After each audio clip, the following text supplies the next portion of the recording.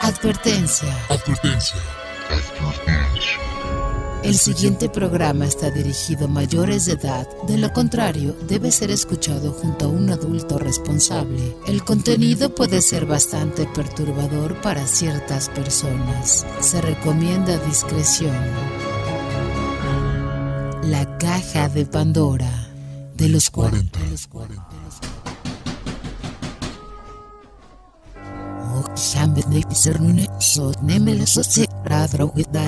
El mundo está lleno de misterios, terror, personajes sangrientos, momentos sobrenaturales, enigmas y todo el conocimiento paranormal.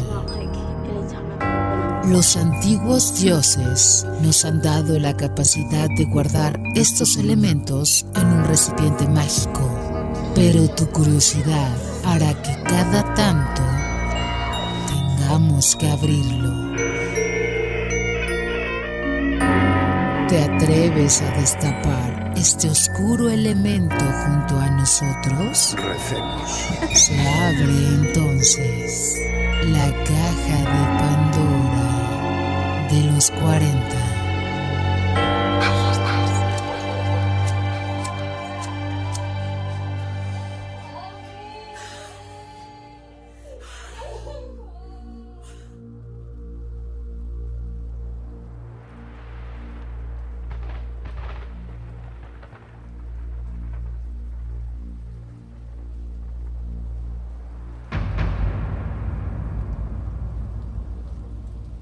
Amigos de la Caja de Pandora de los 40, como siempre un placer trasegar por este mes de abril. Espero que haya sido una semana efectivamente de reflexión. Si definitivamente salió de rumba y toda la vaina, pues yo no soy su papá, ni efectivamente soy Dios, ni nada, pero de verdad esta semana, aunque uno entiende que también necesita uno descansar y todo, pues por lo menos que haya sido una reflexión para usted en su mente. Tampoco es de que vaya a cambiar el mundo ni nada va a mejorar porque usted no, pues es una vaina como suya. También para futuro. De pronto hay gente que no tiene trabajo y se está proyectando, o hay gente que quiere invertir en algo. A lo mejor no necesariamente todo tiene que girar en torno a Dios, pero sí es un tema de reflexión y de quererse usted, de querer a la familia. Si ya usted lo que hizo fue visitar monumentos, ir a las iglesias y todo, pues digamos que eso sí es lo que se hace en la semana. Pero espero, y vuelvo y se lo digo, la reflexión y reflexionar con uno mismo y pensar y de regalarse ocio para usted mismo. Y terminamos por eso esta semana en este día totalmente, no sé cómo decirlo, religioso, mágico, paranormal. Hoy es un programa pues raro porque digamos que va a tener todo ese componente de lo que es la resurrección. Y no lo hago solo. La Caja de Pandora es este programa paranormal o raro o bizarro, o oscuro o terrorífico que hacen los dos monjes domingo a domingo de 8 de la noche a 10 de la noche, y cuando ya se acaba el programa queda en las distintas plataformas. Cuando es festivo, lunes festivo, pues obviamente lo pasamos al lunes festivo para que el domingo ustedes hagan otras cosas. Y es eso, mi querido Toby, mi contertulio. Los monjes con la caja, de la que salen muchos males, pero hoy girará mucho en torno a esa, más que la resurrección, como a la magia de ese día. Es que cuando uno le hablan de la resurrección, yo no tampoco lo estoy obligando a que sea creyente, porque a lo mejor me está escuchando un budista, un ateo, un agnóstico, pero no, o sea, es un programa paranormal, y si yo le menciono la palabra resurrección, Toby, pues no me vayan a decir que eso es normal. ¿O usted qué opina con las buenas noches? Buenas noches, Chancho, para usted y para todos los oyentes de la Caja de Pandora. No, usted lo acaba de decir, es algo que pues digamos nunca se ha visto un caso real, o por lo menos en esta época, que una persona corrobore o que diga, ¿sabe qué? Yo voy a hacer lo mismo que hizo ese personaje que muchos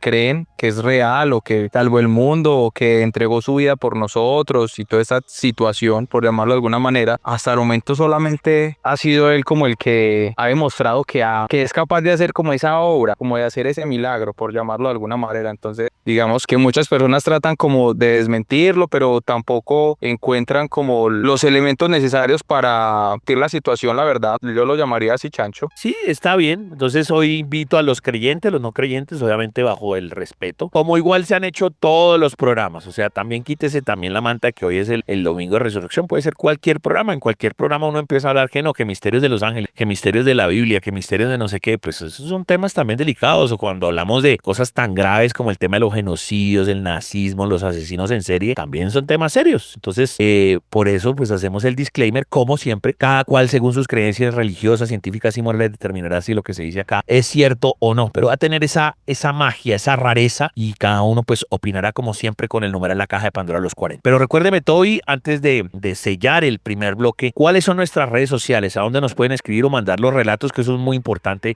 para nosotros, los relatos de los oyentes. Muy fácil, se pueden comunicar con nosotros a través de @los40colombia, a través de @DJTobyFM, @elchancho414, o también a través del numeral La Caja de Pandora los 40. Nosotros también a través de nuestro canal de YouTube, pues constantemente también estamos revisando las personas que nos dejan sus mensajes, sus observaciones, y ahí también nosotros podemos comunicarnos con todos ustedes. Como si usted igual es la primera vez que escucha, como lo dice el nombre, La Caja de Pandora, pues salen muchos temas. Y obvio, insisto, giraremos en torno al tema de la resurrección, pero vamos a hablar de otros temas porque así siempre ha sido el programa. Es como un TikTok radial. Y para que tenga obviamente una base, que no son solamente Toby y yo opinando, sino que esto, pues bueno, ¿y quién lo avala? O quién va a opinar que no sean ellos dos. Pues va a estar mi amigo Beto, el ocultista, desde una mirada bien alejada, diciendo, bueno, este personaje, ¿será que sí? ¿Será que no? ¿Será que eso está probado? El santo sudario y un montón de cosas que nos prueban, entre comillas, que esto ocurrió. Y lo que dice Toby, a lo mejor hay un caso de Martín Dalorzo en Turquía y no sabemos. Y de pronto ese man también resucitó y hoy nos enteraremos, o a lo mejor en serio no hay nadie más. Ese tipo de cosas es lo que construye al programa. Así que, señoras y señores, vuelvo les digo, miren, porque hoy sí va a ser un programa cargado de mucha información, preparados para todo este bombardeo que les vamos a meter, y que, insisto, nadie les dice hagan, crean, no, sino según sus posibilidades. Señoras y señores, queda abierta la caja de Pandora de los 40.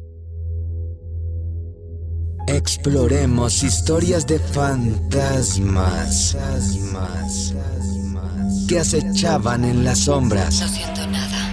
Avistamientos inexplicables en los cielos. Lo único que siento es su miedo. Encuentros con lo paranormal y mucho más.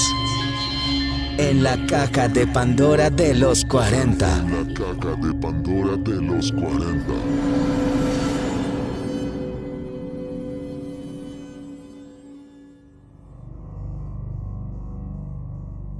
Un día muy especial, el domingo de resurrección en la caja de Pandora de los 40. Y tenemos la parte de reportería, ya sea Karen, ya sea Toby en Medellín. Aquí precisamente Toby nos prepara algo relacionado con las ánimas, historias de parte de los oyentes. Y si usted quiere participar, pues muy sencillo, los 40 Colombia, @elchancho414, @DJTobyFM, o numeral La Caja de Pandora los 40. ¿Qué nos traen estos chicos sobre ánimas, sobre fantasmas, historias de primera mano en la caja de Pandora de los 40? Noche Paranormal a través de los 40. Recuerden que ustedes tienen la posibilidad de interactuar con nosotros, de hacernos llegar sus videos para la zona interactiva, donde siempre les contamos acerca de ovnis, de brujas, de pronto nuevas cepas de virus que están saliendo, de conspiraciones.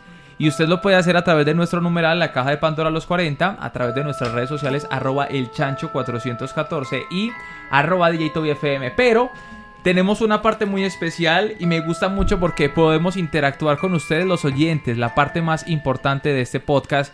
Y por acá estoy con Karen, bienvenida, ¿cómo estás? Hola, ¿cómo estás? Muy bien, por acá ansioso de escuchar esa historia que nos tienes para esta noche. ¿Te ha pasado a ti algo paranormal o a alguien cercano? Bueno, a mí sí, pero hoy vine con la historia de alguien más. Resulta que yo tenía una amiga que vive en un pueblo, ¿cierto? Y ella estaba en las fiestas del pueblo, estaba pasando súper rico y llegó la hora en la que se tenía que ir para la casa, pero resulta que la casa de ella quedaba como, no sé, a 1 hora caminando por una carretera destapada, súper oscura. O sea, ella, mejor dicho, no tenía ni para dónde mirar. Pero bueno, ella dijo que se iba, normal, ella se fue y se encomendó a las ánimas del purgatorio. Ella les dijo como, ánimas, por favor, cuídenme, no dejen que nada me pase, acompáñenme en todo el camino. Normal. Ella se fue súper confiada en que las ánimas la iban a cuidar. Y después pasó un amigo de ella en un carro. Pasó y el señor pues como que la saludó, le dijo, hola, ¿cómo estás? Bueno, chao, y la dejó ahí sola, sabiendo que ella se estaba pues yendo sola para la casa en una carretera, o sea, entonces luego a los días ella fue y le dijo a él como, oíste, vos, ¿por qué no me llevaste a la casa? Es que me veías muy bien acompañada, y él le dijo, pues sí. Él le dijo que la había visto rodeada de muchas personas, que la había visto como llena de gente y que la estaban acompañando. Entonces, pues ella le dio como mucho susto eso, porque pues al parecer como que las ánimas sí la estaban cuidando. Bueno, y cuando ella decide como encomendarse, ¿ella es muy creyente de las ánimas? Sí. ¿O de pronto fue algo suelto que ella hizo? No, ella sí es muy creyente a las ánimas, y ella pues no sabía que ellas la habían cuidado. Entonces ya cuando se dio cuenta que realmente sí le habían hecho el favor, ella les puso pues como cositas en el altar, que la comida, que el agua, y pues hay algo una como de fecha, agradecimiento. sí, y hay una fecha especial en la que tú tienes que orarle a las ánimas para agradecerles todo lo que ellas han hecho. Entonces ella obviamente fue y a la misa, todo, oró por las ánimas y ya. Y para las personas que de pronto no son creyentes al tema de las ánimas, ¿cuál es esa fecha que normalmente se les debe orar? Ay, yo creo que eso es como por diciembre. Yo la verdad O tampoco sea, sé, muchas personas, para los que no saben, el mes de las ánimas es el mes de noviembre. Ah, bueno, Cuando, sí, en noviembre. cuando sale una persona, que nosotros incluso llegamos a hacer acá un especial, que se encarga de salir a orar, o dicen que la persona saca las almas de su sepultura para que salgan a refrescarse, a dar una vuelta. Esto se llama el animero. Nosotros acá en los 40 alcanzamos a hacer un especial donde él nos contaba cuál es el proceso, y que él viene de una familia precisamente de animeros. Entonces, para los que de pronto se hacen la pregunta cuál es el mes de las ánimas, es noviembre. Y también en los cementerios en estas épocas se suele hacer una misa a las 12 de la noche para que las personas vayan hasta allá. Usted puede ver el cementerio muy lleno, pero usted no sabría distinguir de quién sí es un humano y quién puede ser un ánima que está parada al lado suyo. Total. Bueno, y tenías otra historia también Sí, para contarnos. Obviamente tengo otra historia, también es de otra amiga. Bueno, resulta que mi amiga tenía a su abuela, y la abuela, cuando estaba más joven, enterraba huacas. Pues una vez enterró varias huacas, y a medida que pasaba el tiempo, pues se dieron cuenta que enterrar huacas era un poco peligroso, tanto como para los vivos como para los muertos, ¿cierto? No sé, como que había muertos que les lanzaban maldiciones, y también había vivos que los amenazaban por las huacas. Entonces la abuela se hizo pisar. ¿Qué quiere decir esto? Que fue y se hizo unos rezos con una bruja, con un chamán especializado, para que no se pudiera morir. Okay. Entonces ella fue, se lo hizo normal y se quedó toda la vida pisada. Obviamente pues no hubo ningún momento de su vida en el que tuviera que peligrar ni nada de eso. Ya después la abuela, digamos que tenía, no sé, por ahí 80 años, y ya su cuerpo literalmente se quería morir, y ella estaba en el médico y todo, y los médicos decían como, no entendemos por qué esta señora no se muere. O sea, porque ya los signos vitales estaban colapsando. Estaban deteriorados, sí, desgastados obviamente por el tema de los años. Sí, incluso ella me decía que ella le veía las venas de las manos a la abuela, y que se notaba como la sangre estaba súper coagulada ahí en las venas, que se notaba incluso como corría la sangre. O sea, era impresionante. Entonces fueron a ver a una angeóloga y dijeron como, ay, lo que pasa es que tu abuela se hizo pisar, y la abuela ni siquiera podía hablar, o sea, porque ya en su interior esa abuela estaba más allá que acá. O sea, prácticamente estaba muerta en vida. Sí. O sea, ella estaba ya como más allá Sí. que acá, pero el cuerpo no se quería desconectar de este mundo. Exactamente, por ese conjuro que le habían hecho. Entonces llega la angeóloga y les dice como, no, eso hay que hacerle un rezo, porque si no, esa señora nunca se va a morir. Ok. O se va a demorar mucho para morirse, y va a ser peor porque le va a doler más. Entonces, bueno, la angeóloga llegó, hizo sus rezos a los ángeles, les dijo a los ángeles que por favor ya le quitaran como esa brujería que tenía, y al día siguiente se murió. O sea, fue O sea, ellos fueron los que impresionante. rompieron el lazo. Sí, los ángeles fueron los que rompieron ese lazo, y ya, la abuela descansó en paz. Bueno, son historias que tenemos a través de nuestro numeral La Caja de Pandora de los 40, hablando de ángeles, de pactos, de personas que en algún momento pudieron haber sufrido de pronto una maldición. Son historias que ustedes comparten con nosotros en estas noches paranormales.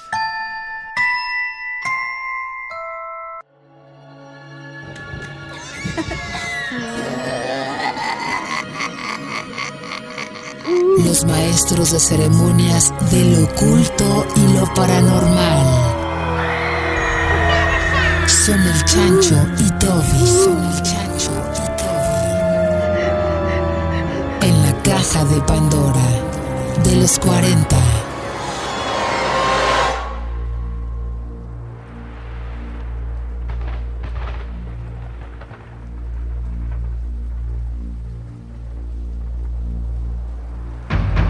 Amigos de la Caja de Pandora de los 40, continuamos con nuestro maravilloso programa en este día mágico porque es el día de resurrección. Eso sí, con mucho respeto lo estamos tratando. Más adelante va a venir el señor Beto, el ocultista, y desde su mirada escéptica y desde su mirada pues alejada de cualquier religiosidad. Igual, bueno, él nos contará si de pronto pues también reza o algo así, pues alguna vez si lo hizo, y ahí cómo manejaba el tema, de si esto será real, no real, y eso es el corazón, porque a veces la gente se pregunta por qué cuando titulan un programa lo titulamos generalmente con base al panelista principal, porque el resto son las cosas que investigamos, las cosas que miramos para que quede súper picadito y súper variadito. Ahora, usted en este momento se va a dar cuenta que como es un programa especial y medio mágico y raro, pues vamos a meter cositas relacionadas con esta semana mayor. Y por eso yo le hablo a Toby, o le pregunto a Toby sobre la Biblia. ¿Qué tan cercano eras a la Biblia? ¿Qué opinas de ella?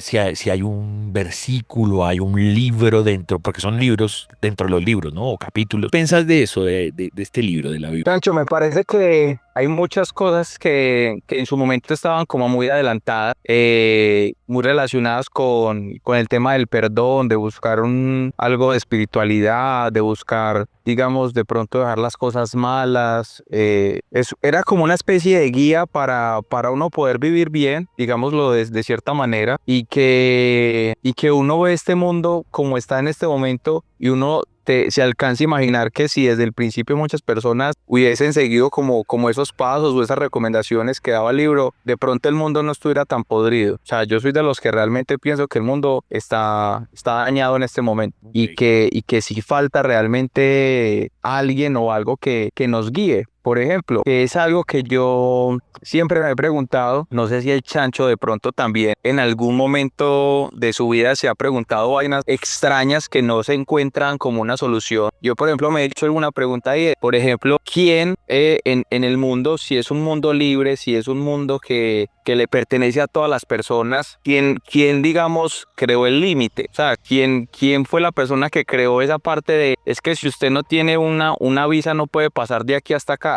Como las fronteras y eso. Exacto, o sea, ¿quién creó el tema, por ejemplo, de las fronteras? ¿Quién habrá creado ese tema de, por ejemplo, es que si usted no hace esto, no puede obtener aquello? Me refiero, por ejemplo, a una persona que diga como, es que si usted no vota por esta persona no puede trabajar en este lugar. O quién creó, por ejemplo, el tema de... Sí, o quién le dice a alguien como, es que yo tengo el poder de atracarlo y si usted no hace lo que yo le digo, yo lo puedo matar a usted. O sea, ¿quién le da ese derecho a otra persona de decidir sobre la vida de los demás? No sé si me hago entender. Por ejemplo, el tema de las fronteras, a mí me parece muy teso, porque una persona que no encuentra comida en un lugar no puede pasar a otro sin un permiso, sin una autorización. Hay incluso, creo que igual si se llama así, si alguien nos quiere corregir, lo invitamos a numerar la caja de Pandora los 40, porque incluso hay una vaina que se llama, o un capítulo, bueno, alguna resolución o algo así que se llama como las fronteras idiotas. ¿Y por qué se llaman fronteras idiotas? Por algo así básico como usted está diciendo.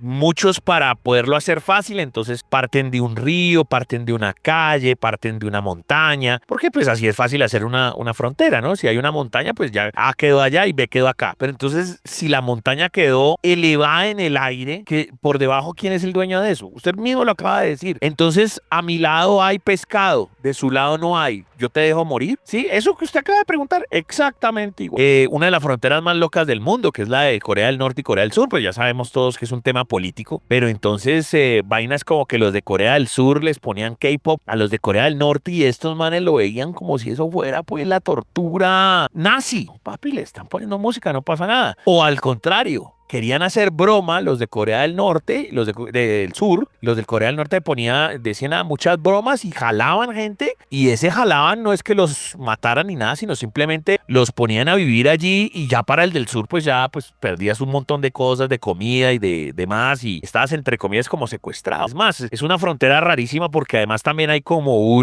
hay documentales al respecto y hay como una especie como de callejón, y el callejón está partido por la mitad, y entonces ponen a los soldados a abrazarse entre ellos por si precisamente pasa eso, por si alguien te quiere jalar y dejarte en tu lado de la frontera, que no lo puedas hacer. Y cuentan hasta 3 y todo eso. Es una vaina que uno dice, ¿pero qué es esta vaina? Y lo mime el mal. Es más, se la va a poner, por ejemplo, de esta manera, que me parecería a mí como lo más lógico, y yo siempre he colocado ese ejemplo, y es, por ejemplo, hay una guerra, porque este presidente, por ejemplo, vamos a hablar del caso de Trump con Rusia y Putin, o el rey el presidente de China. Me voy a poner este ejemplo, China no la va con el de Estados Unidos, porque ellos mandan a personas a pelear una guerra donde esas personas tienen una familia, donde esas personas tienen miedo de morir, donde esas personas dicen, voy a defender mi país, pero entonces, ¿por qué no mandan a los presidentes? Metan a los dos presidentes a una pieza con una bazooka, con un arma, puño limpio, lo que quieran, y arreglen ellos dos. Pero ¿por qué tienen que mandar a personas a pelear una batalla donde ellos primero no están colocando su familia, no están colocando sus hijos, donde segundo, si hay alguna guerra nuclear, cualquier tipo de represalia que se vaya a joder más el mundo, a los primeros que van a salvar son a ellos los meten en un búnker y listo, pero las personas que quedan afuera peleando la pelea por ellos son los que se llevan la peor parte, mientras que ellos siguen escondidos en un búnker esperando a que los demás se sigan matando afuera. No sé si me hago entender, o sea, yo creo que voy a ir a pelear una vaina que ni siquiera tiene que ver conmigo, solamente porque dos presidentes no la están llevando bien. No, y yo le voy a responder una vaina que usted va a quedar, se le va a explotar la cabeza. Supuestamente con el tiempo somos más civilizados, ¿cierto? O sea, a medida que pasa el tiempo somos más civilizados. Pues qué curioso que cuando éramos una mano de brutos, incluso antes de las cruzadas y de las guerras feudales y todo lo que usted quiera, el que iba a poner la cara era el general. Ya eso con el tiempo se fue perdiendo, ¿no? O sea, el que de verdad armaba, ese estaba de primera y lideraba a los demás. Y con el tiempo se fue echando para atrás, hasta que ya no fue, hasta que se quedó en su casa. Eso es increíble, pero bueno, eso es. Y si usted, como dice Toby, pues quiere aprender algo porque también sale en ese libro de la Biblia, pues yo le voy a hablar de algunos misterios bien raros. A lo mejor ni siquiera se sabe ninguno. Y yo también, cuando empecé a investigar esto, pues... Pero Chacho, antes de que usted vaya con el tema, respóndame, ¿usted en algún momento se ha hecho alguna pregunta así? Sí, lo de las fronteras idiotas. Y de verdad sí creo que se llama así, o fronteras raras. Porque pasa eso. Imagínese un círculo de personas llenas de hambre y que alrededor de una isla esté la comida, pero ahí viven dos personas y no le dan a nadie, y el resto se está muriendo de hambre a su alrededor. Eso es loco, ¿no? Eso no tiene sentido. Sí. A mí eso me parece lo más random del mundo, del por qué yo me tengo que ir a matar por una persona que, o sea, ni siquiera tiene contacto conmigo, una persona que no tiene nada que ver conmigo, y yo tengo que ir a meter el cuerpo allá por esa persona como si esa persona fuera, pues madre, pues el Dios mío. No. La verdad, con eso, Chancho, yo sí difiero totalmente. Bueno, entonces le voy a leer de este libro que debimos aprender más, dice Toby, libro de la Biblia. Y hay unas vainas raras o misterios o cosas que uno se encuentra y dice, bueno, ¿esto qué será? Los Nefilim son los hijos de los ángeles caídos. En el libro del Génesis 6:1-4 se menciona a los Nefilim. Son unos seres gigantescos nacidos de la unión entre los hijos de Dios, interpretados como ángeles caídos, y las hijas de los hombres. Estas criaturas eran temidas y violentas y consideradas híbridos entre lo celestial y lo humano. El texto es creepy, críptico, pero la palabra Nephilim se asocia con los caídos, reforzando la idea de una mezcla antinatural. Algunos textos apócrifos, como el libro de Enoch, amplían la historia describiendo cómo estos ángeles enseñaron brujería, alquimia y guerras a la humanidad. Los hallazgos arqueológicos de Mesopotamia y Medio Oriente han desenterrado esqueletos humanoides de hasta 4 metros de altura, que han sido ocultados por instituciones o calificados de anomalías. En 2002, una supuesta foto filtrada de un esqueleto gigantesco en Arabia Saudita causó furor en internet antes de desaparecer misteriosamente en todas las bases oficiales. Las teorías modernas conectan esto con ADN antiguo modificado e incluso intervención extraterrestre, como sugieren investigadores de los antiguos astronautas. Más aterrador aún es el patrón de desapariciones de tribus enteras que relatan en sus mitologías encuentros con gigantes devoradores de oro, como los Paititi de Sudamérica o los Guadabé africanos. Estos relatos coinciden con descripciones bíblicas y el temor del propio Dios al ver cómo la humanidad está siendo corrompida, que según algunos estudiosos habría precipitado el diluvio universal para borrar estas criaturas de la faz de la tierra. O sea, misterios bíblicos, aquí nos hablan de el famosísimo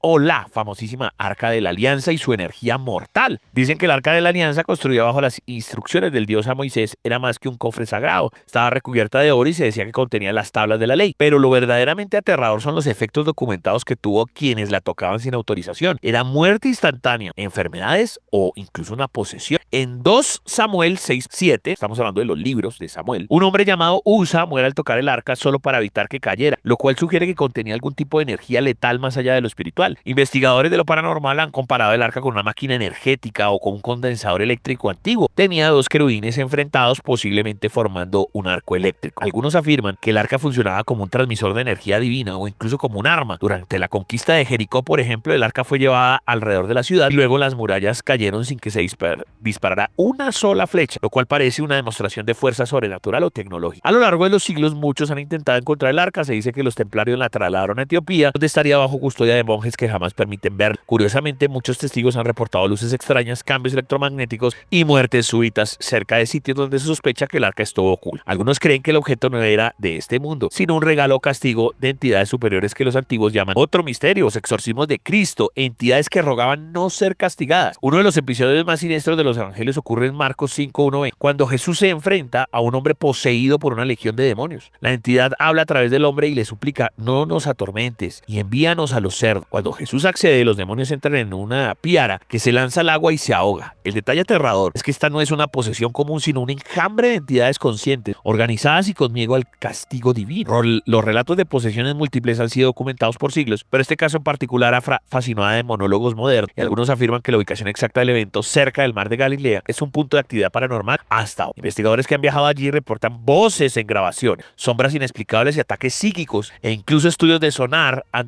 detectado anomalías bajo el agua como estructuras sumergidas no identificadas. Más allá del relato bíblico, en exorcismos modernos reconocidos por el Vaticano, se han registrado entidades que repiten palabras similares a las que usó la Legión frente a testimonios en latín antiguo, idiomas muertos y fenómenos de levitación o combustión espontánea han ocurrido en contextos religiosos extremos. Algunos sugieren que hay un archivo oculto de posesiones en el Vaticano, donde estos eventos son documentados con más precisión y son aterradores. Por último, la resurrección de Lázaro y el silencio posterior. Juan 11, Jesús resucita a su amigo Lázaro después de 4 días de muerto. Lo que parece un milagro esconde un misterio inquietante después del evento, porque Lázaro no habla, no relata nada del más allá y vive el resto de sus días en un silencio casi absoluto. La gente no había caído en cuenta de esto. La Biblia no narra nada sobre comportamiento posterior, solo que los fariseos querían matarlo por prueba viviente del poder de Cristo. Pero ¿por qué alguien que volvió del otro lado pues no dijo nunca una palabra de lo que vio? Teólogos y expertos han especulado que Lázaro trajo algo con él, algo del otro lado. Algunos escritos apócrifos dicen que Lázaro nunca volvió a sonreír y que su cuerpo tenía una frialdad constante. Versiones que sostienen que durante sus últimos años de vida él se habló, solo que en idiomas que nadie entendió. En el monasterio de La Maca, en Chipre, donde se dice que descansan sus restos, peregrinos han reportado pesadillas,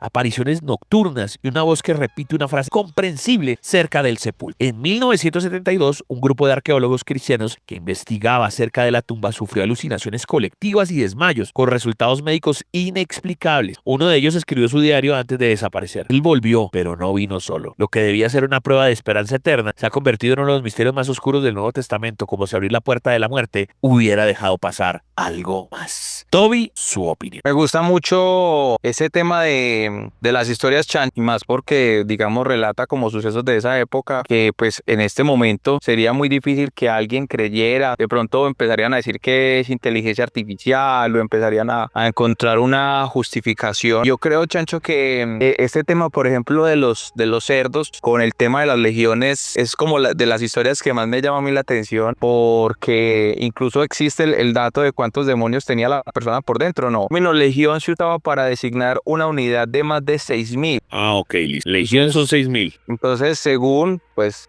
como el tema ellos lo asocian, es que de pronto dentro del cuerpo de esta persona podría haber más o menos ese número de demonios. No sé, pues simplemente las personas denominan legión más de 6.000, pero puede que hayan menos, obviamente. Tremendo. A mí el que más me impactó fue el de Lázaro, de verdad. Nunca había caído en cuenta de eso. Siempre se habla de que, no, pues tan chévere, Cristo hizo el favor, siempre, o sea, ya hasta chistes y todos se sacan por Lázaro. Pero Lázaro quedó entonces atrapado en un submundo. O Lázaro, si fuera un tema médico, pues, porque si estuvo muerto, tendría sentido, ¿no? Porque uno dice, no llegó bien, las personas que vuelven de la muerte, si obviamente no se les trata, pues en esa época, pues imagínense qué trato médico ni qué nada, pues hasta comprensible que no, que el hombre hubiera quedado como enfermo y todo, pero como estamos hablando de algo religioso, pues sí tiene mucho sentido que el hombre se haya venido con el demonio. Y obvio que la única persona que lo puede controlar de esa manera, pues sería Jesucristo. Qué interesante, querido Toby, son misterios, son cosas que encontramos en la Biblia, son cosas que tienen que ver con esta semana. Y nada, si usted quiere compartir más, pues en número Caja de Pandora los 40. Ahora vamos con historias. ¿Qué han escrito los oyentes, querido Toby? Bueno, a través de @elchancho414, @DJ Toby, ustedes nos pueden enviar sus historias y por acá nos envían un oyente que se llama Mario Cubides y dice lo siguiente: una noche eterna en las sombras de la vieja Praga, el vampiro Elian encontró un antiguo espejo cubierto de unas ruinas olvidadas. Al tocarlo, una energía lo envolvió, un destello fue transportado al año 2125. El mundo que conocía se había desvanecido, sustituido por la ciudad de neones y cielos envenenados. Los humanos ya no temían a las criaturas de la noche, ahora se ocultaban en su propia creación, unas máquinas cazadoras que no distinguían entre monstruos y hombres. Elian, desconcertado pero un poco curioso, descubrió que los vampiros en esta era eran leyendas urbanas, casi extintos. Tras una guerra tecnológica para sobrevivir, pues se alió a una hacker llamada Kael, quien reconoció su naturaleza inhumana, pero también su potencial para enfrentarse a las máquinas. Juntos buscaron los planos del dispositivo del viaje temporal, ocultos en los archivos de un laboratorio subterráneo, vigilado por drones asesinos. Durante la infiltración, Elian comprendió que el futuro había olvidado la magia, pero no el miedo. En un acto de desesperación, Kael fue herida y Elian, rompiendo su código ancestral, le ofreció la inmortalidad y ella aceptó, renaciendo como la primera vampira del siglo XXII. Unidos por la sangre y el propósito, destruyeron el núcleo del laboratorio, robando el cristal temporal que alimentaba esta red de control. De vuelta en el espejo, Elian y Kael regresaron al pasado, al instante previo del salto original, pero algo había cambiado. Sus ojos brillaban con un fulgor eléctrico, mezcla de magia antigua y tecnología futura. Decidieron no interferir más, sino prepararse, y sabían que el tiempo es un ciclo y que la guerra que se avecinaba no era simplemente entre humanos y máquinas, sino entre el olvido y la leyenda. Usted, Chancho, ¿qué título le pondría usted a esta historia? Veo que vampiros y algo como de viaje del tiempo, no sé, le va a poner sangre del futuro. Pues es mi título. Toby, ¿qué le pondría?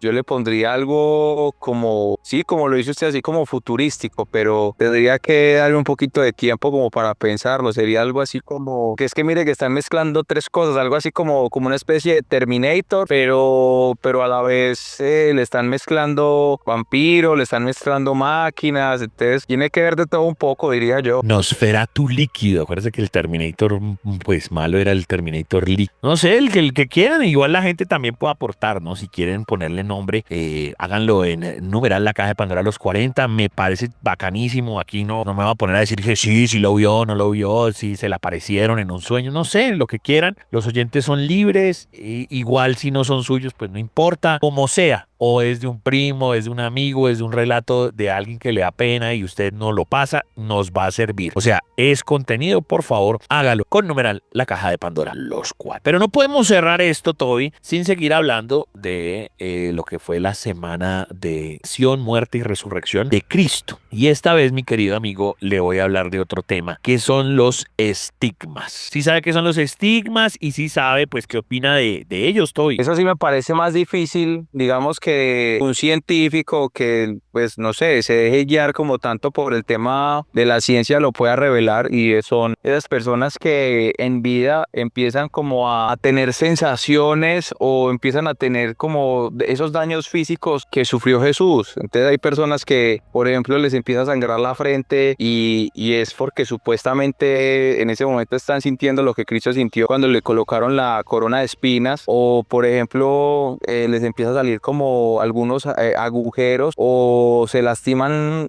en la palma de la mano y dicen que están sufriendo en ese momento la crucifixión. Entonces es algo que sí es mucho de investigar, creería yo. Sí, y yo creo que un científico que ve una vaina de estas dice, wow, o sea, me puedo jugar mi vida porque me la van a montar y van a decir que ya no soy científico, pero que alguien le sangre en las manos o los pies o lo de la lanza del Longino o el cráneo con el coso de espinas, no debe ser para nada fácil. Pero ¿hubo algo que lo corrobore en la historia? Es decir, no solamente Jesús, sino como dice el misterio, los estigmas le darán a X personas, porque sí, porque no. ¿Quiénes fueron? Tengo varios. Padre Pío de Pietrelcina, Italia, 1910. Es el caso más famoso, es el Padre Pío, un fraile capuchino italiano que recibió las heridas en sus manos, pies y costado en ese año, mientras rezaba frente a un crucifijo. Las heridas sangraban de forma regular, desprendían un olor floral considerado aroma de santidad y no se infectaban, a pesar de no recibir tratamiento médico. Autoridades vaticanas lo examinaron durante décadas sin encontrar nunca una causa médica satisfactoria. O sea, esto no fue de la noche a la mañana, sino décadas, y al Padre Pío le seguían saliendo esas cosas. Durante más de 50 años vivió con los estigmas y los ocultaba bajo guantes. Numerosos fieles y hasta médicos atestiguaron haberlos visto. Sangraba todo el tiempo, sangraba durante la misa. Algunos escépticos sugirieron que podría haber sido autoinfligidos. Los análisis médicos desmentían cualquier sustancia química o manipulación. Este hombre fue canonizado en 2002 y sus heridas siguen siendo uno de los fenómenos religiosos más documentados de la historia moderna. Es decir, en 2002 el equipo del Vaticano, como ya hemos comentado acá en muchos especiales y demás, acuérdense que muchos de los santos, pues toca configurar el tema de los milagros, y aquí pues no es que el hombre haga milagros, sino pues mire lo que sufría, y si nadie pudo determinar que no, pues canonizarlo. Teresa Neumann, 1926, en Alemania. Era una mística que comenzó a mostrar estos estigmas el Viernes Santo de 1926. A partir de entonces, cada viernes revivía en éxtasis las escenas de la pasión de Cristo. Ella lloraba sangre, presentaba heridas profundas en las manos y en los pies, en la frente como si fuera una corona de espinas, y el costado, sin que nunca se infectaran ni dejaran cicatriz al sanar cada semana. Los investigadores médicos y hasta representantes de la iglesia la observaron durante muchos años, y sorprendentemente Teresa dejó de comer y beber durante más de 30 años, sobreviviendo solo con el tema de la Eucaristía. Según testigos y registros, este caso se considera uno de los más extremos y sobrenaturales, y aunque nunca fue canonizada, el Vaticano reconoció que no se podía explicar su condición por medios naturales. Marthe Robin, 1930 a 1980. Marthe Robin fue una mística francesa que pasó más de 50 años postrada en una cama, casi completamente paralizada. Desde los años 30 comenzó a manifestar estos estigmas en manos y pies y en el costado, y sufría la pasión cada viernes, entrando en trance durante muchas horas. Lo más inquietante fue que no comió ni bebió nada, excepto la comunión, durante más de 5 décadas, según múltiples investigaciones eclesiásticas. Diversos médicos y teólogos la visitaron, incluyendo psiquiatras, que nunca lograron explicar su estado. Las estigmas sangraban de manera real, pero no mostraban signos de infección ni deterioro. A diferencia de otros casos, Robin, la verdad, no buscaba atención pública ni fama y vivió en la oscuridad hasta su muerte en el año 1981. Su proceso de beatificación sigue abierto, mientras su caso continúa siendo uno de los más inexplicables del siglo XX. Toby, su opinión. No, Hablando de ese tema de los estigmas, yo sí les quiero recomendar una película que salió por allá en el año de 1999. Ok. Que precisamente la película se llama así, tiene por nombre Estigma, y cuenta la historia de una mujer que empieza a sufrir como esas sensaciones, y literal ella muestra pues en la película cuando ella empieza a sangrar la frente por el tema de la corona de espinas, muestra cuando le empiezan a sangrar las manos porque supuestamente está pues sufriendo como Cristo en todo ese proceso. Entonces, si usted de pronto le gustaría tener como una película de referencia de lo que estamos hablando, esa es perfecta. Se llama Estigma del 99 para que lo tengan ahí presente. Estigmata, y hay un detalle muy interesante, es que Gabriel Byrne, que es un muy buen actor, interpreta al padre, pero ese señor, curiosamente, a veces también lo cogen como demonio. Es decir, bueno, él ha hecho muchos papeles como de policía y demás, pero curioso que el tipo que interpreta al padre después hace otro casting y queda como si fuera Satanás. Bueno, las cosas de la vida. Señoras y señores, misterios. Usted puede aportar en esta sección con el numeral La Caja de Pandora los 40, escribiéndonos a nuestros Instagram o nuestras redes sociales, porque lo oculto y lo paranormal vive en la Caja de Pandora de los 40. La criptozoología está dentro de la Caja de Pandora en los 40.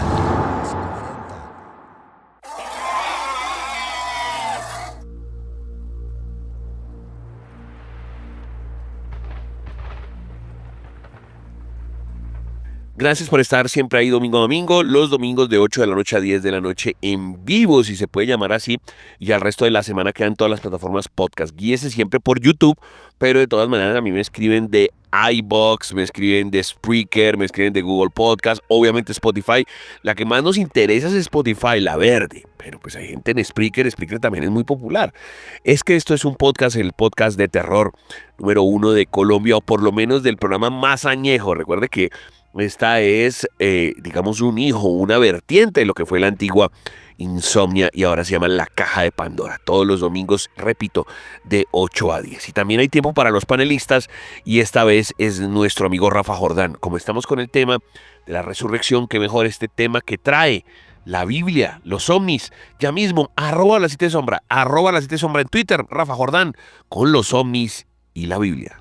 Hola, muy buenas noches. Mi nombre es Rafael Jordán y para mí es un gusto estar aquí esta noche con ustedes. Hoy vamos a hablar un poquito sobre qué dice la Biblia acerca de los ovnis. La pregunta de los ovnis y de vida inteligente en otros planetas siempre ha sido muy popular.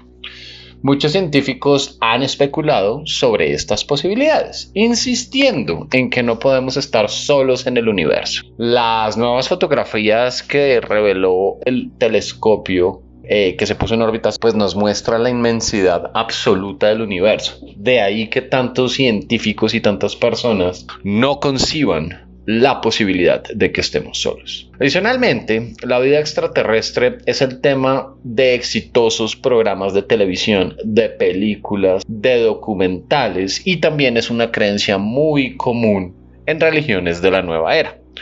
A su vez, varios programas de televisión nos han enseñado o mostrado esa influencia extraterrestre sobre las culturas pasadas.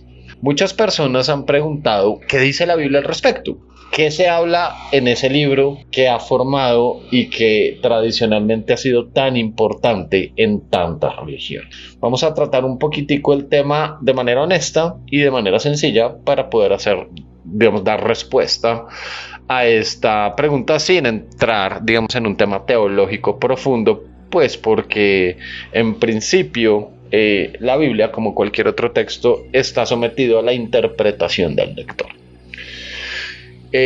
Así bien, las escrituras no responden directamente a la pregunta sobre seres extraterrestres. La Biblia no niega, pero tampoco confirma explícitamente la existencia de vida inteligente en otros planetas o en otras galaxias. Aunque el tema no se trata de manera directa o explícita dentro de la Biblia, sí se trata de manera implícita. Digamos que la Biblia nos cuenta cómo Dios creó con inteligencia a los hombres y a los ángeles, la derivación, digamos, de que somos producto de esa imagen y semejanza. Entonces, de entrada, varias personas podrían asumir que Dios como creador es extraterrestre. Eso sería interesante. De hecho, hay varias religiones que ven, digamos, como mesías y transformadores del universo, como los cientólogos, por ejemplo, en donde, digamos, el gran guía es una persona, o un ser más bien, que vive en esta galaxia, pero no en la Tierra. Es importante recordar que las estrellas y los planetas no fueron creados hace billones de años antes que la Tierra. De acuerdo a la Biblia, la Tierra no es el resultado de miles de millones de años de evolución estelar durante los que se crearon muchos planetas, galaxias y demás. La Tierra fue creada antes de cualquier otro planeta o estrella, y asimismo la Tierra vino a existir en el primer día de la creación. Esto lo hablamos en el Génesis, capítulo 1. Dios no creó el sol, la luna y las estrellas. Fueron solamente creadas, en el primer día fueron solamente creadas hasta el cuarto día.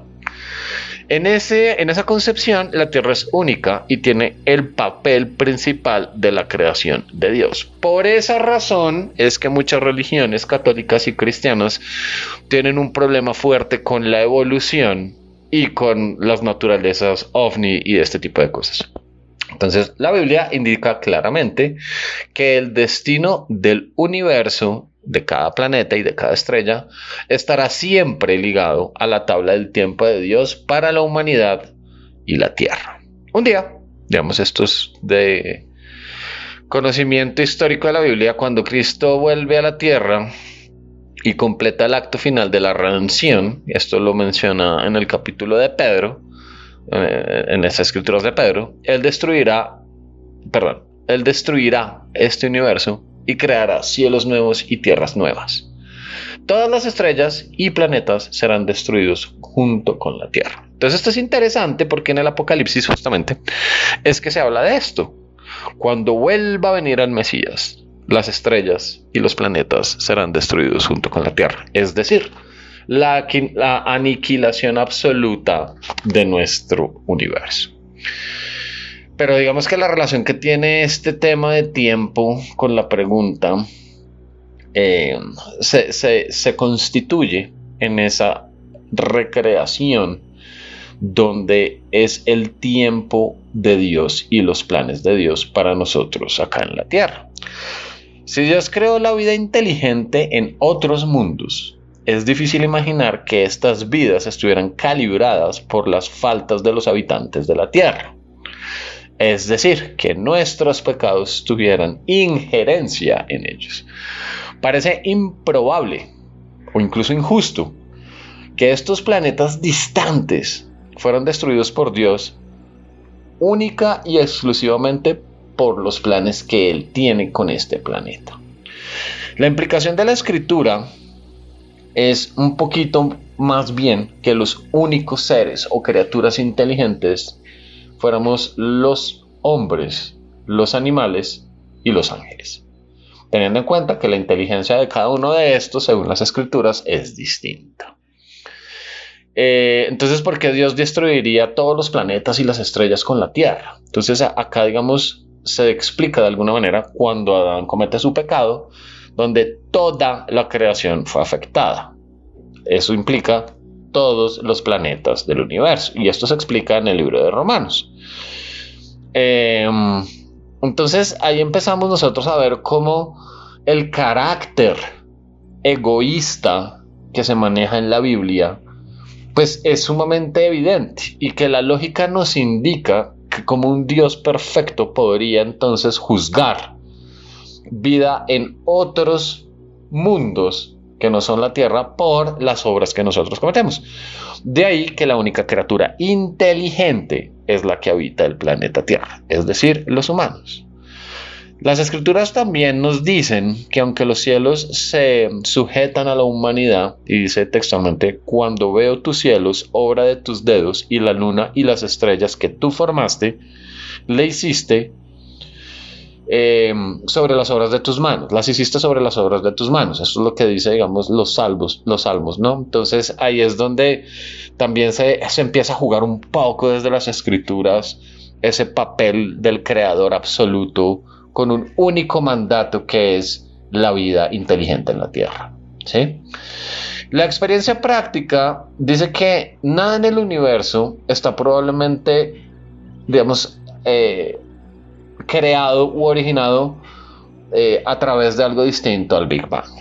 Digamos que la Tierra no es nada más que el paraíso descrito en el Génesis, que gracias al pecado original, pues todo se fue, digamos, diluyendo y fuimos castigados por ello, aunque no hubiésemos nacido. Como todos sabemos, el tema de, digamos, de la vigencia del universo eventualmente va a desistir, porque el universo, al igual que el resto de las cosas vivas o de las cosas que tienen movimiento, en algún momento va a parar y se va a transformar. Entonces, digamos que obviamente aquí empezamos a hablar un poquito de física, y es la transformación energética. Entonces, también la Biblia habla un poco de esa transformación de las energías, ¿no? Sin embargo, toda la descripción de la Biblia, la mayoría de las descripciones de la Biblia, se basan en una sola raza inteligente, que somos nosotros. Sin embargo, el libro del Apocalipsis, en el cual se describen las carretas, no sé si las recuerdan, son 4 carretas, por muchos científicos y por muchas personas que han estudiado el texto, hablan de la influencia extraterrestre, pues son, digamos, naves o son embarcaciones que van surcando los cielos, y pues que en el momento en donde son descritas claramente no podrían existir máquinas humanas que tuvieran estas características. Entonces, la descripción, o más bien la mención que tengan los ovnis en la Biblia, es nula de manera directa. Sin embargo, a través de la interpretación de algunos salmos, de las interpretaciones que se dan en el Génesis y en el mismo Apocalipsis, nos damos cuenta, sobre todo en el Apocalipsis, que hay un poco más allá.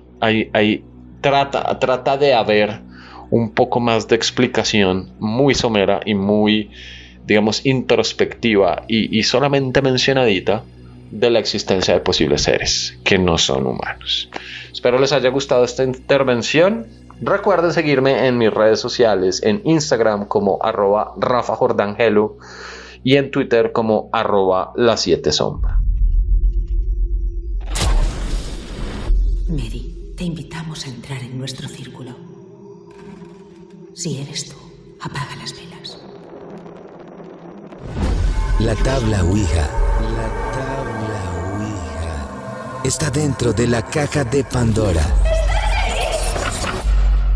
Sí. En los 40.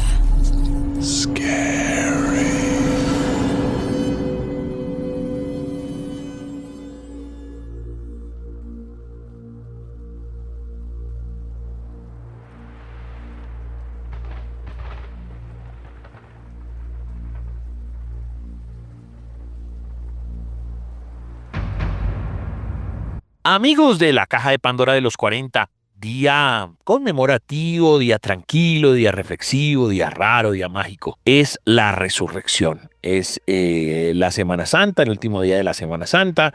Esto va muy rápido, ya vamos a llegar a mitad de año. También van a haber, obviamente, festivos. Pero recuerde que los festivos que nosotros tenemos raros en la caja de Pandora son los de los lunes, porque el programa va todos los domingos de 8 a 10 de la noche en vivo, después queda en el resto de plataformas, pero cuando cambia de horario es cuando llega al lunes festivo, y ahí ya no emitimos un domingo, sino emitimos un lunes. Está en todas las plataformas, pero guíese por YouTube, creo que es la forma más fácil. Nuestros contactos, @elchancho414, @DJTobyFM. @los40col. Salen y salen noticias, nosotros las manejamos más como notas, a veces descubrimos que hay mucho bulo, mucha vaina fantasiosa, otras volvemos a tratar, otras simplemente son casos clásicos, no califican como noticias, pero pues llamemos a esta pequeña mesita de noche, este pequeño notero, algo en lo cual te puedas informar y obviamente al otro día al amigo del trabajo, del colegio, de la universidad, ay mire que es que estos locos dijeron esto y lo otro, y es una buena forma de abrir conversación. Y hombre, ¿cómo es que se llama esto? ¿Felicidad? ¿Infelicidad? Algo así. Infelicidad, sí, señor. Pues madre, es que de hecho es hasta difícil decirlo, pero usted Entiendes más que todo es como infidelidad. sí, yo pensé que cuando me lo dijo por primera vez, yo dije, me va a hablar de infidelidad. No, pero no es infidelidad, es infelicidad. Y yo quiero que la gente que esté en sus casas diga, ¿será que yo soy feliz? ¿Será que no soy feliz? ¿Qué pasa si yo quiero a las bravas ser infeliz? O a lo mejor a las bravas ser feliz. Porque ya estamos hablando de fármacos. ¿Qué es lo que pasa? Todo y explíquele a la gente. Bueno, hay una noticia, Chancho, y es que una empresa en China está implementando una licencia remunerada por infelicidad emocional. Esta licencia está buscando promover el bienestar emocional en un entorno laboral y es una iniciativa sin precedentes en el ámbito corporativo. Una cadena minorista china llamada Pangdong lanzó una nueva política que otorga a sus empleados 10 días de licencia remunerada por infelicidad emocional. Esta medida busca promover el bienestar emocional en un entorno laboral.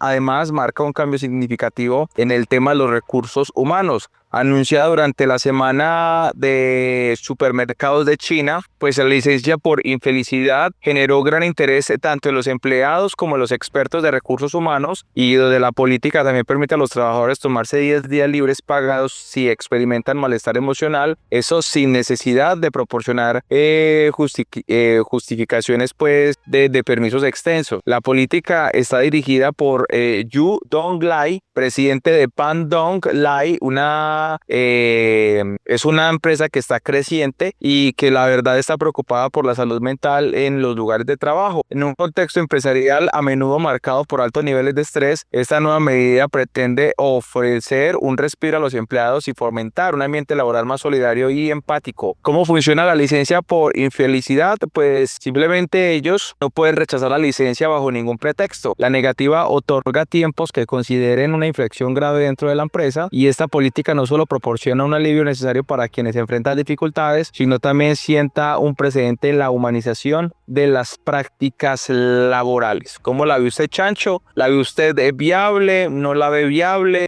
¿Usted teniendo una empresa de pronto le gustaría aplicarla, o de pronto le daría a usted temor que mucho vivaracho por ahí buscando simplemente permisos, por ejemplo, en Semana Santa? Pues es que hay de todo un poco, ¿no? Hay de todo un poco porque digamos que sí, o sea, siempre se habla de la salud mental y a veces uno está reventadazo y a veces uno dice, pucha, si hubiera otras vacaciones, y a veces ni siquiera otras vacaciones, sino apenas unos días como, no alcanzo a llegar hasta el otro periodo de vacaciones, necesito aunque sea dormir o quedarme en mi casa. Entonces yo diría que eso sí podría ser una vaina flexible, ¿no? Pues no le afecta al resto de la compañía y se puede manejar obviamente pues para hacerlo bien rotativo, además cuando las empresas son grandes, o sea, eso como que todo eso tiene un sentido, pero de pronto ya lo que usted dice, que la gente se lo tome por derecha, que de pronto le empecemos a meter a estos fármacos, que de hecho, exacto, porque empieza a pasar, no, es que yo me metí la píldora la infelicidad y entonces llegué allá y probé que estoy infeliz y entonces, uy, démosle las vacaciones al mano, o sea, empieza,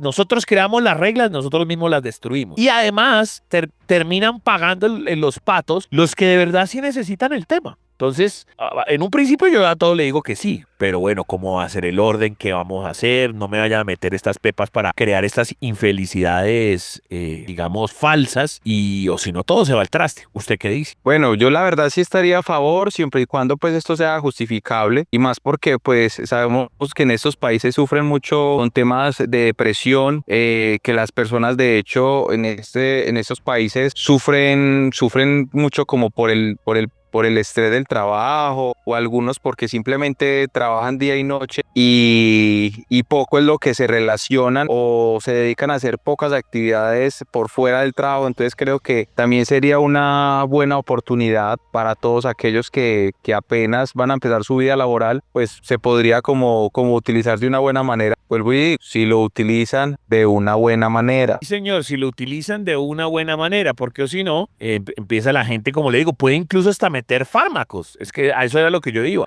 O bueno, digamos que alguien no fue tan lejos y metió fármaco. Pero acuérdense que también está el mercado de lo que se llama la excusa médica. ¿Cómo sería una excusa médica para la infelicidad? ¿Cómo la imagina, Toby? No, simplemente yo me lo imagino de la siguiente manera y sería, por ejemplo, uno ir donde el médico, decirle como: doctor, yo tengo un problema y es que tengo mucho estrés, no me estoy concentrando, no estoy durmiendo bien, siento que tengo demasiados problemas en mi trabajo, con mi familia, con un montón de cosas, y simplemente pues el médico le va a decir: no, usted lo que está sufriendo es un estrés laboral, vaya, descanse. Podría ser, por ejemplo, de esa manera. No sé si usted lo ve así. Yo lo pensaría de esa manera, la verdad, Chan. Bueno, vamos a ver en qué termina eso. Siempre todo sobre el papel parece maravilloso y después la gente se va tirando las ideas y después eso termina en no queremos hacer nada, cuando de verdad sí había gente que estaba mamada y quería simplemente un pequeño descanso. Ahora le voy a hablar yo de animales. Y lo vuelvo a traer a usted porque nuestro amigo Toby, para quien por primera vez sintoniza este programa o este podcast, a Toby siempre le gustan todas esas cosas como de conspiranoias, de animales raros,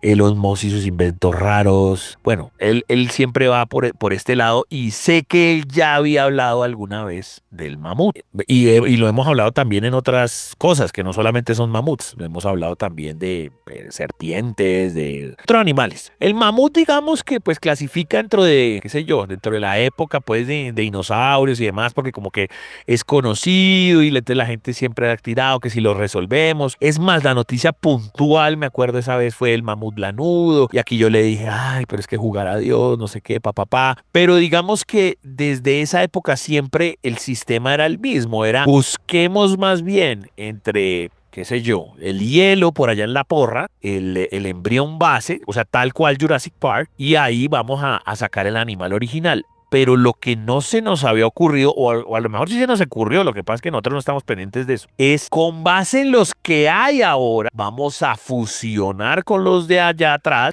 vamos a generar una nueva especie, pero le vamos a bajar toda la carga de la nueva especie para que quede por lo menos en un 99% o 90% ese animal. Entonces, para que le quede claro el ejemplo, vuelvo a decir: usted quiere el mamut lanudo. Si lo quiere original, así estilo Jurassic Park, se tiene que meter por allá en el hielo, no sé, en Oslo, y a escarbar hasta que encontró por allá un pedazo de fósil y ese tiene un microcentímetro de sangre de no sé qué, y eso hay que pasarlo a no sé dónde, y entonces nos demoramos no sé cuántos años en que eso se convierta en un mamut de verdad. Alguien pensó al contrario: no, cojamos un elefante normal, que es el pariente más cercano. Más bien empezamos a hacer unos cruces con ese elefante, pero con base en ese pequeñito que encontramos. Y ya va a llegar un punto en que ya no va a ser 99% elefante, 1% mamut, sino que va a ser 90% mamut y 10%. Esa es como para que alguien... Yo no sé mucho de esto, pero creo que así la gente que está en sus casas me lo... Entonces resulta que hay un lobito, Toby, y ese lobito, ¿sabe hace cuánto no andaba por acá por la tierra? A ver, cuéntemelo. En miles de años, deme un número en miles de años.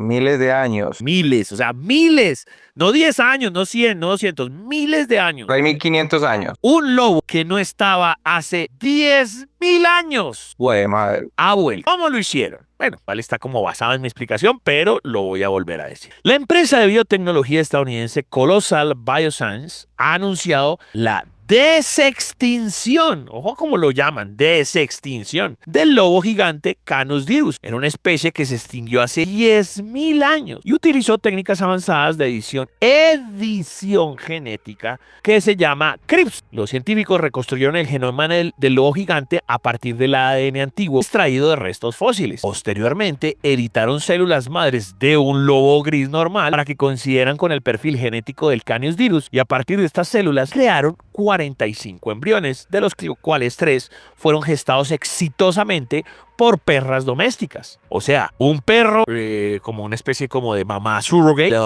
el coso fósil del pasado y el coso del lobo moderno. O sea, es una mezcla entre 3 cosas. Y nacieron de los 40, porque eran 45 cosas, solo quedaron vivos 3. Rómulo, Remo y Khaleesi, pero están vivos. Los nuevos lobos habitan en una reserva secreta. Les ponen nombre, hombre. Los nuevos lobos habitan en una reserva secreta. Sí, se parecen a Rómulo y Remo de Roma. Le habitan en una reserva secreta para su protección. Y aunque la empresa asegura que estos animales presentan comportamientos propios de los lobos, aún no existen estudios científicos publicados ni verificación independiente pues, de este logro. Colosal, cofundada por el biólogo de Harvard George Church, también trabaja en la recuperación de otras especies extintas como el famoso mamut lanudo y el famoso tigre de Tasmania, con aplicaciones potenciales en la conservación de especies en peligro. Este anuncio llega poco después de que la empresa revelara haber creado ratones con genes de mamut colosal. Ha creado estos animales basándose en ADN extraído de un diente de lobo gigante de hace 13.000 años y un pedazo de cráneo. Identificaron 20 diferencias claves: el pelaje, la cabeza, los huesos de las patas, etc. La desextinción de especies plantea obviamente debates éticos y científicos sobre la viabilidad y las implicaciones de reintroducir animales extintos en estos ecosistemas actuales, mientras algunos ven en estas técnicas una oportunidad para corregir pérdidas de biodiversidad y otros advierten sobre los riesgos y desafíos que conlleva. La comunidad científica espera más detalles y estudios sobre el tema. Toby, su opinión. No, la verdad me parece, ahora soy yo el que le dice a usted como nosotros ahora somos los que estamos jugando a ser Dios,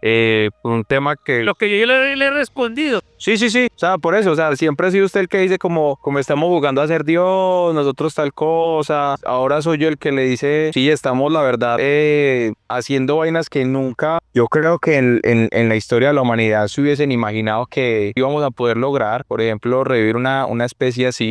Porque pues siempre somos como reiterativos en este tipo de noticias.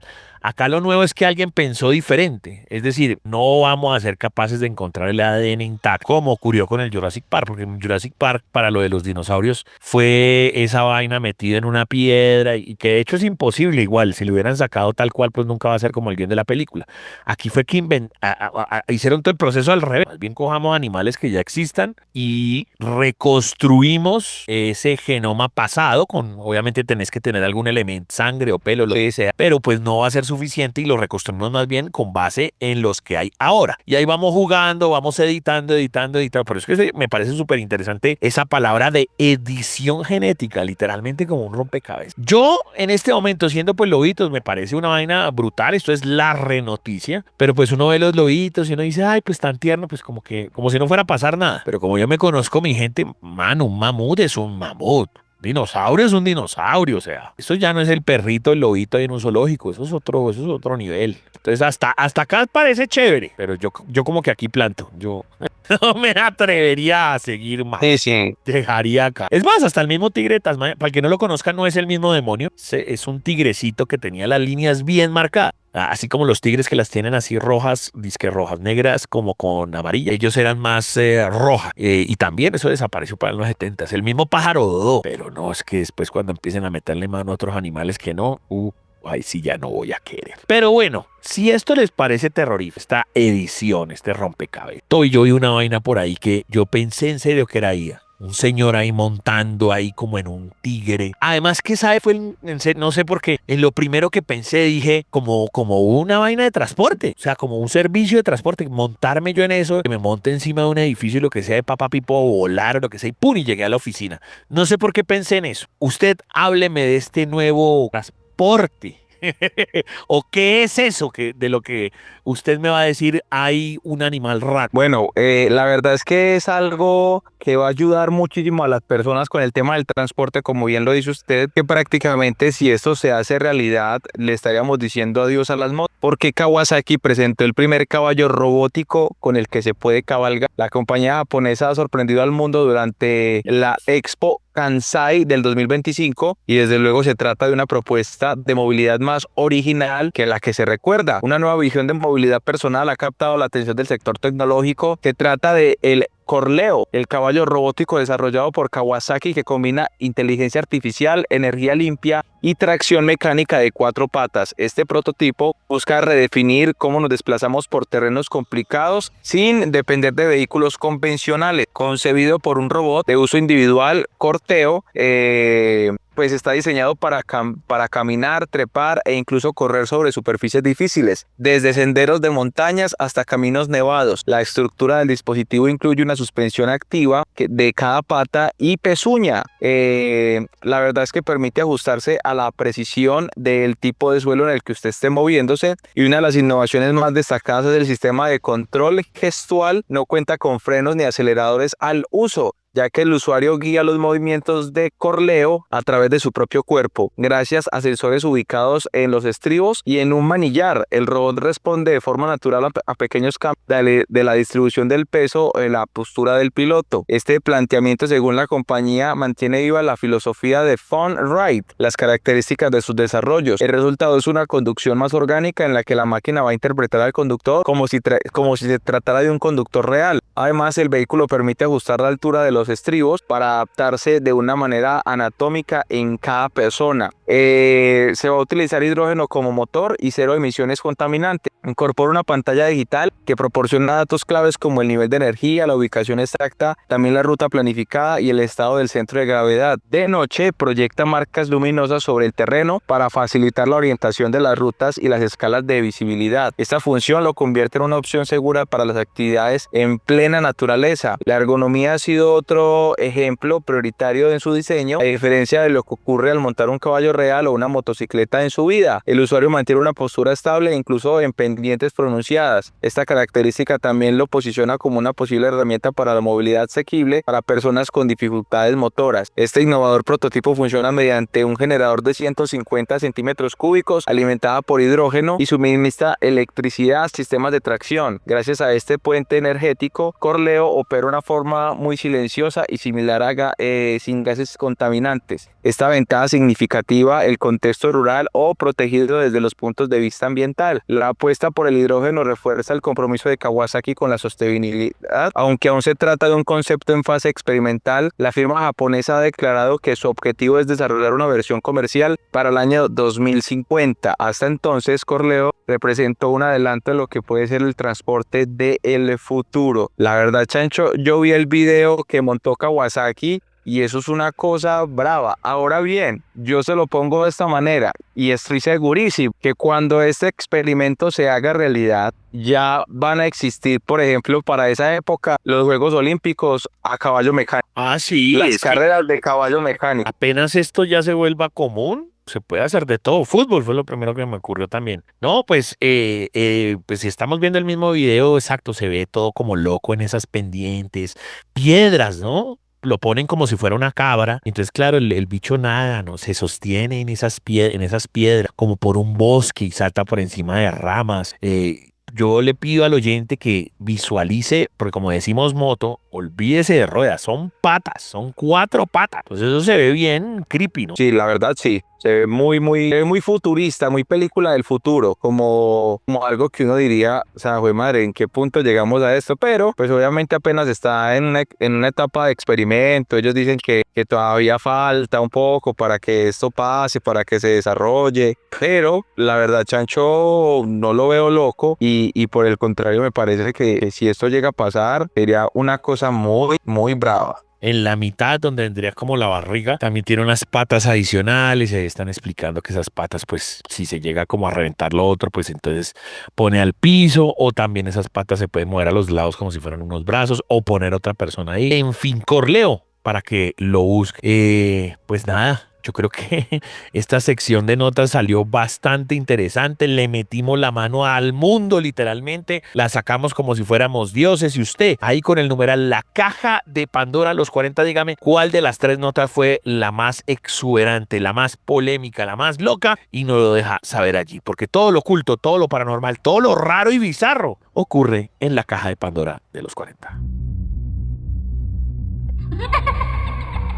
Las brujas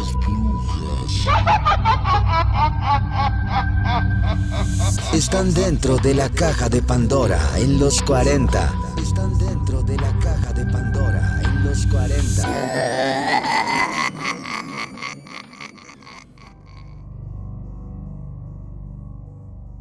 Continuamos en la caja de Pandora de los 40 y ahora es Karencita. Karencita J, búsquenla en Instagram. Ella hace parte del staff de Medellín, de los 40 Medellín, junto con nuestro amigo Toby. Y ella también prepara investigaciones, reportería, y esta vez nos va a hablar de algo muy conocido, el caso Poseto, Campo Elías, el asesino. Lo que pasa es que hay un detalle que la gente desconoce sobre el señor Mendoza, Mario Mendoza, el escritor. Porque pues en parte la película y todo pues tienen que ver con Mario Mendoza, pero como dos cosas que supuestamente no se ataron, si no tenían nada que ver una cosa con la otra, sino se atan después en la ficción, pues parece que sí hubo un cruce en la vida real entre los dos. ¿Cómo desenvuelve este nudo gordiano nuestra querida amiga Karencita acá en la caja de Pandora de los 40? De los 40. Buenas noches a todas las personas que nos están escuchando una vez más en la caja de Pandora, y gracias a Chancho y Toby por invitarme. Estoy muy feliz de estar en este excelente programa. Hoy les traigo una historia de una masacre que ocurrió el 4 de diciembre de 1986 en nuestra capital, la ciudad de Bogotá. Vamos a hablar de Campo Elías Delgado, este hombre que realizó una masacre en el restaurante Poseto.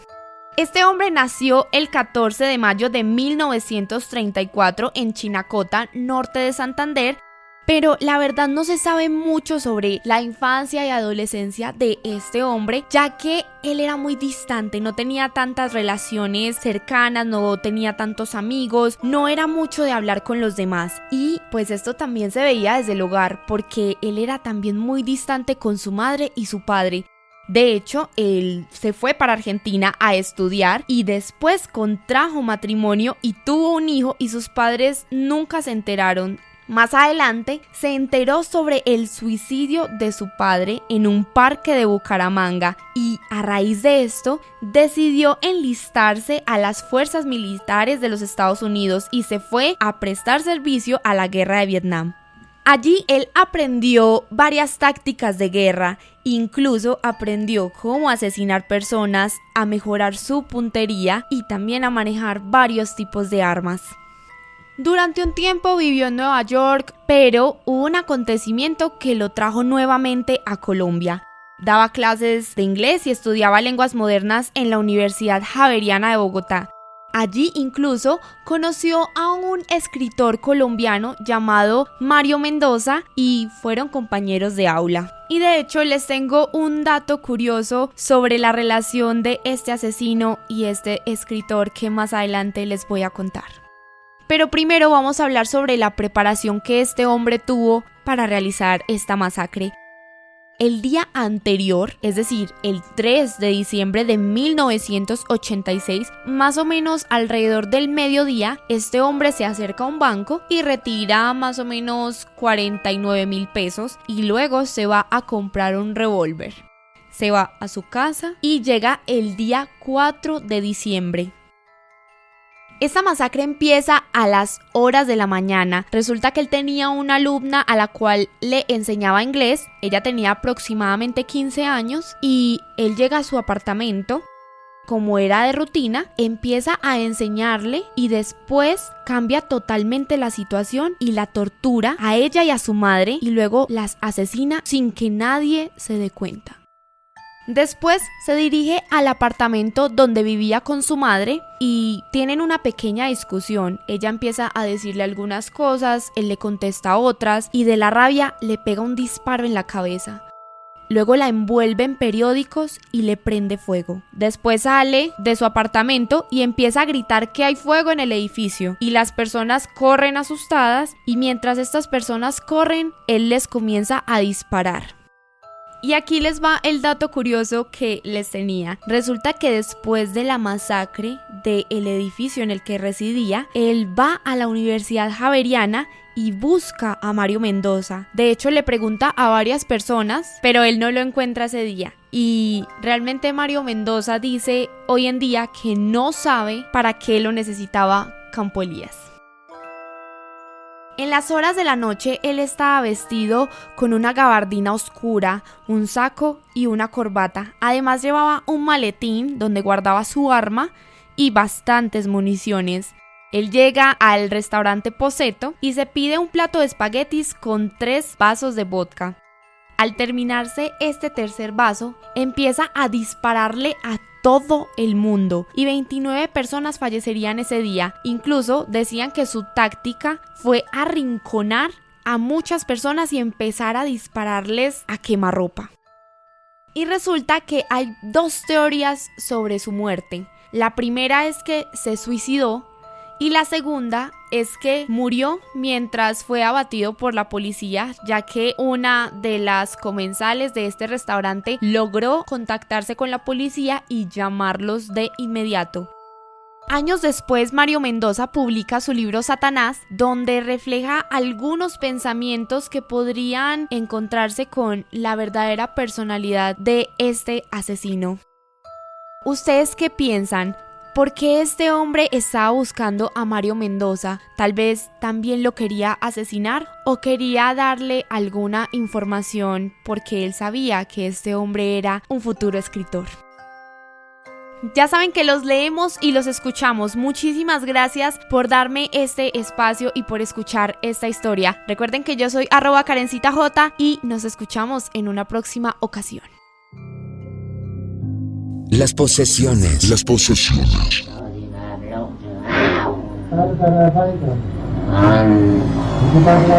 Están dentro de la caja de Pandora. En los 40, Nera Oxone.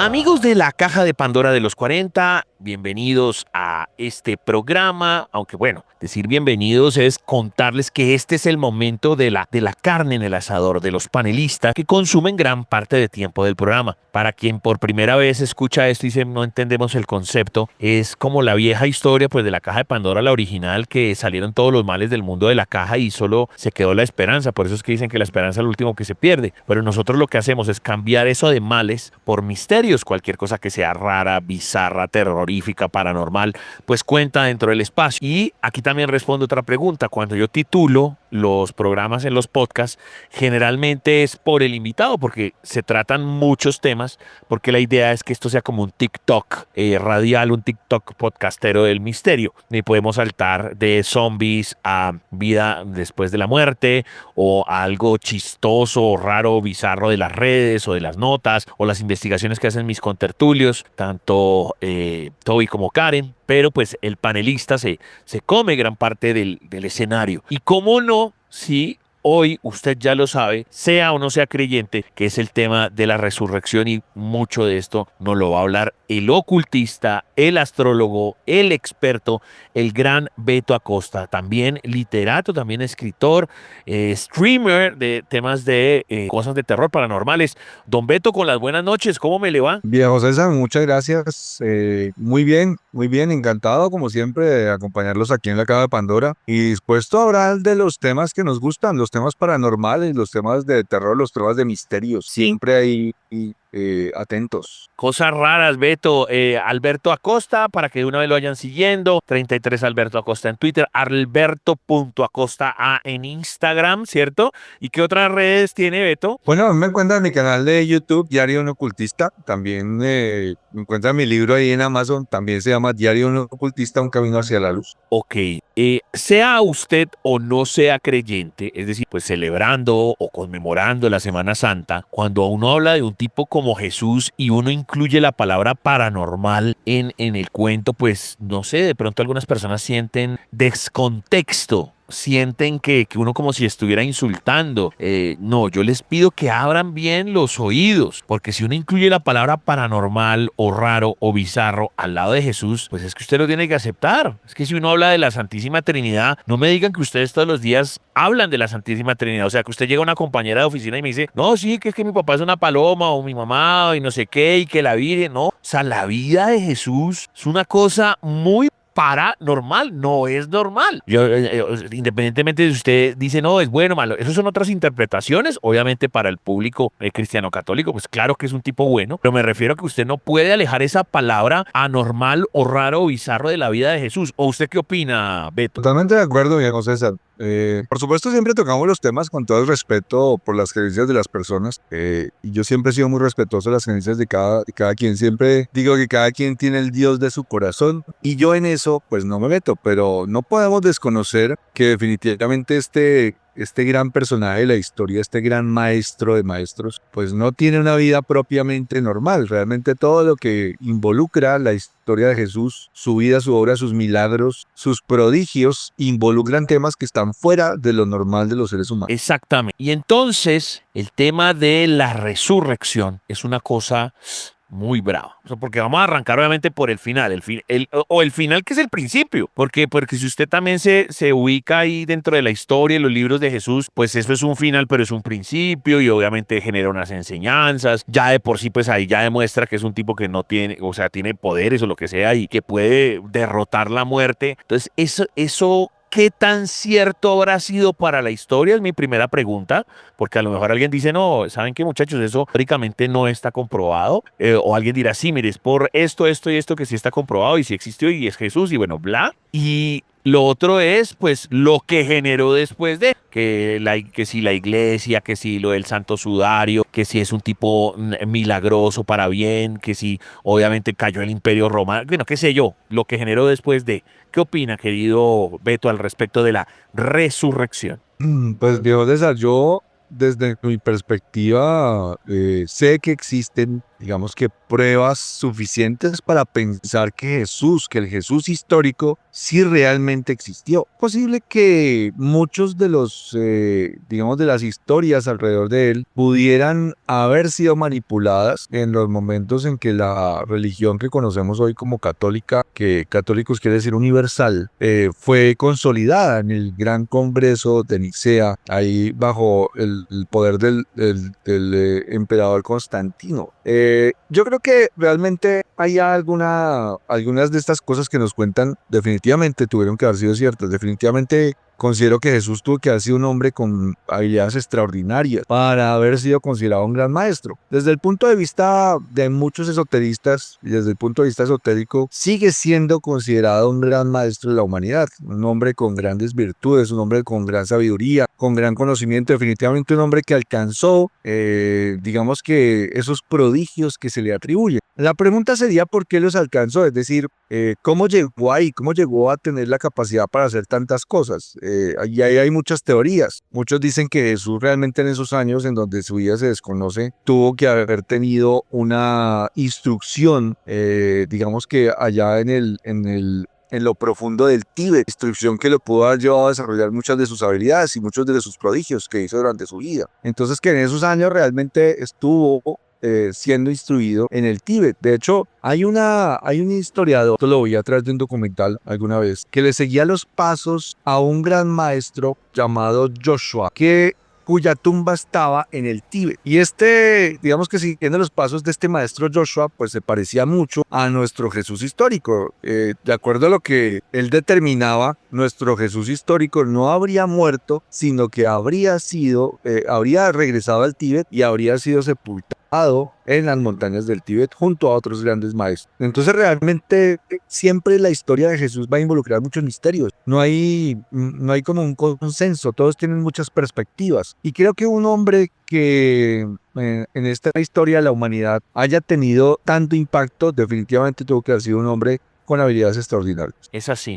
La resurrección per se, haber estado 3 días, que no sabemos realmente qué estaba haciendo en esos 3 días o 2 o como lo quiera usted llamar. Recordemos, él viene de la crucifixión y lo que esto empieza a generar y el cotilleo y este señor se levantó entre los muertos y lo que ya también le había dicho a los discípulos en la última cena. Entonces ya aquí hay que hablar de la resurrección per se y lo que pasa en esos días posteriores, lo del tema de la piedra y demás y que como, entonces, bueno, supongamos que nunca estuvo muerto y el tipo siempre estuvo vivo. Entonces, ¿cómo hicieron para correr esa piedra, la sangre, el sudario, ese tipo de cosas, querido amigo Beto, ¿qué opina de esas cosas? Pues mira, viejo César, el tema ahí es que los evangelios que nos hablan de ese relato de la crucifixión, de los 3 días, de la piedra, de la tumba vacía, de esos grandes misterios de la historia de Jesús, son los evangelios aceptados que se aceptaron como textos canónicos en el Congreso de Nicea. En ese Congreso de Nicea, realmente, ¿qué se trataba de hacer? Se trataba de instaurar una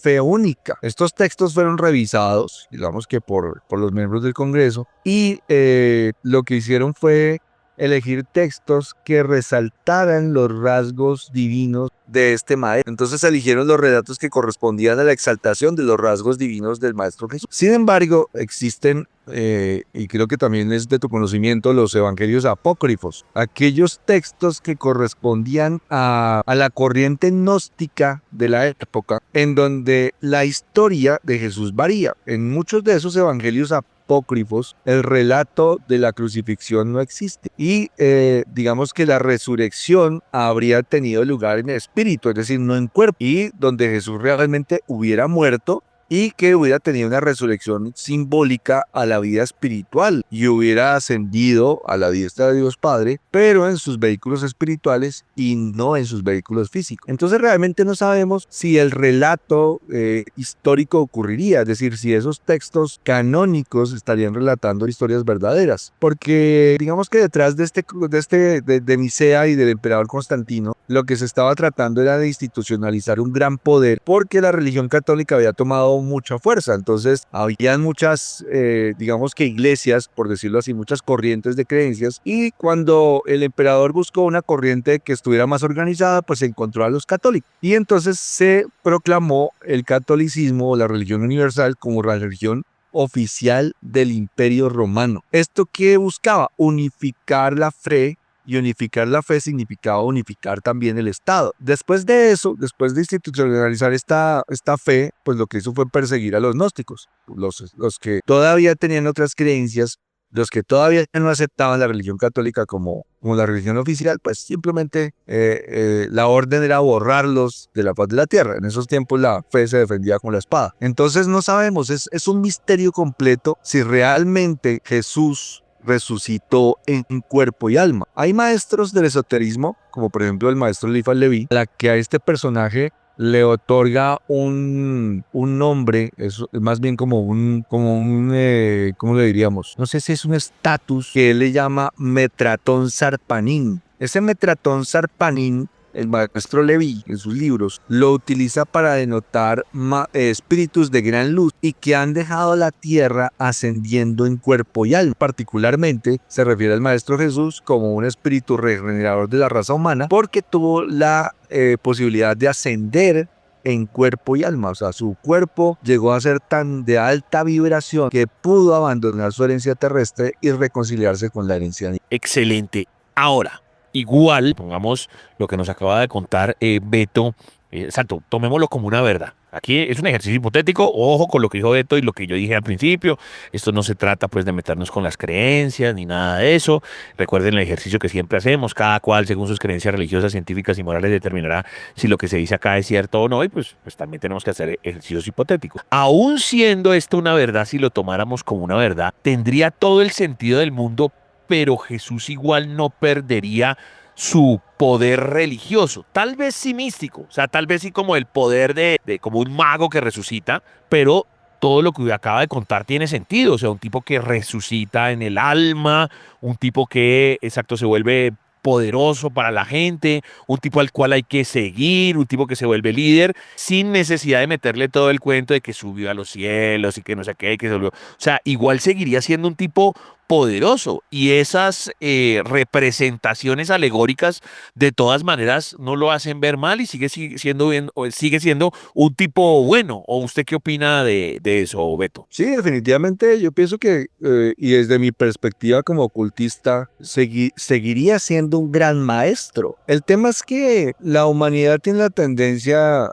mi querido César, de digamos que divinizar, ¿cierto? Buscamos divinizar aquel que tiene, que nos sobrepasa, no sé, tal vez en conocimiento, en inteligencia, aquellas personas que tienen dones extraordinarios, que pueden hacer lo que el común de las masas no pueden hacer, suelen ser vistos como divinos, y las personas lo que buscan muchas veces es salvación. Entonces, ese rasgo particular de resaltar los puntos divinos y no humanos del maestro pues llevaron a esa gran creencia que yo creo que tiene un impacto, y muchas personas podrán estar en desacuerdo conmigo, pero tiene un gran impacto tanto armónico como no armónico en la humanidad. Es decir, la época de Piscis, que era la época de la fe ciega, en la que se instauró el maestro Jesús, porque cada era astrológica tiene su avatar. Entonces, para mí Jesús es el avatar de la era de Piscis. De hecho, el símbolo temprano del cristianismo es un pez, y de hecho también está grabado en que el hecho de que Jesús eligió a la mayoría de sus discípulos siendo pescadores. Entonces es un gran símbolo del pez que iniciaba la época de Piscis, o la era de Piscis, que era la era de la fe, de la convicción, y surge en la era de las religiones. Y allí surge este cristianismo y este catolicismo con una gran fuerza, y Jesús sigue representando, siendo un gran maestro, tanto si fuera un humano con grandes habilidades, como si fuera un gran maestro que tenía la capacidad de hacer todos los prodigios de los que hablan en los libros sagrados. Sigue siendo un personaje de gran luz para la humanidad. Y de hecho yo, como ocultista, tengo que decir que Jesús tendrá que seguir siendo uno de mis grandes maestros. Ok, recuerden opinar con el numeral La Caja de Pandora los 40, hoy abordando el tema de la resurrección, y como les dije ahorita, pues uno como que arranca siempre los programas, o bueno, titularemos esto como el tema de la resurrección, pero igual hablamos de las otras cosas de Semana Santa o en general de la vida de Jesús, porque yo insisto con que es un tipo mágico. Entonces, listo, echando para atrás, hay cosas también paranormales dentro de la crucifixión, ¿no? Y además también hay un dilema, no sé si llamarlo dilema ético, entre Dios, el Todopoderoso, y su Hijo, sabiendo que nosotros éramos medio raticas o medio proclives al pecado. Él sabía que ese era el destino de su Hijo y por lo tanto sabía que íbamos a escoger a Barrabás. O sea, él nos pone el tema de la crucifixión como obvio, que los pecados y bueno, todo ese cuento, pero él nunca hace nada para que eso, o sea, no lo detiene. Entonces, obviamente él después va a decir el tema del sacrificio, que es importante dentro de la historia, pero nosotros en ningún momento pusimos de nuestra parte, elegimos al ladrón por encima de Jesús, y llega el tema per se de la crucifixión, que tiene sus cuentos también locos, ¿no? El soldado que supuestamente creo que era medio cieguito y le cae sangre ahí en la cara y como que se vuelve bueno, el que el hombre no cae de la forma en la que se crucifica, porque unos piensan que son de las manos y otros dicen que es de las muñecas y como el tobillo y no los pies. Esos detalles, Beto, ¿qué opinamos de eso? Pues ahí hay muchas cosas, hay muchos misterios, viejo César, porque si nosotros analizamos, y de hecho la Iglesia Católica también lo hace, si analiza todo el tema de la crucifixión de Jesús, hay mucho simbolismo, y creo que era necesario plantear todo este simbolismo en los misterios de la crucifixión. Realmente el pensar que, digamos que Dios nos dio a su Hijo, y que nosotros hicimos lo que quisimos con él, o en ese tiempo hicieron lo que quisieron con él, es como una versión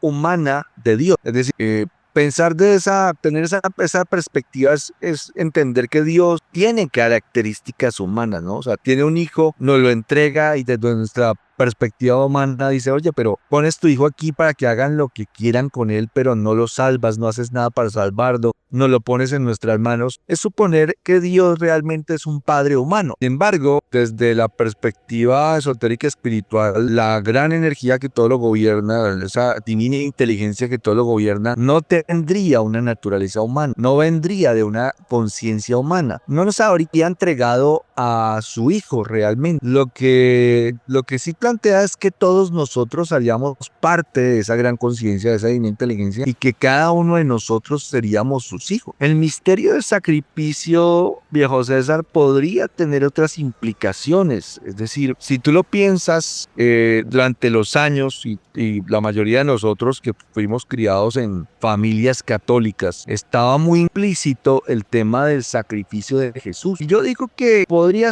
haber sido o no muy conveniente para los intereses del gobierno de Roma en ese tiempo. Es decir, involucrar el sacrificio es como el gran acto de amor de dar la vida por los demás. Porque en el tema del sacrificio de Jesús está la del chivo expiatorio, ¿no? Cordero de Dios que quitas el pecado del mundo. Entonces, pues prácticamente, digamos que la Semana Santa está calculada por la primera luna llena que se da después del equinoccio de primavera, el 21 de marzo, que es los 0 grados de Aries, el cordero. Y en ese tiempo, pues se tenían costumbres como contarle los pecados a un cordero y después sacrificarlo. Y entonces se expiaban los pecados de la población. Entonces de ahí en el tema del chivo expiatorio. Y por eso a Jesús se le considera como Cordero de Dios que quita los pecados del mundo. O sea, como nuestro chivo expiatorio. Vamos a contarle todos los pecados a este personaje y después lo vamos a sacrificar y después él sacrificando en su sacrificio va a expiar todos nuestros pecados. O sea, es realmente una dramatización de esa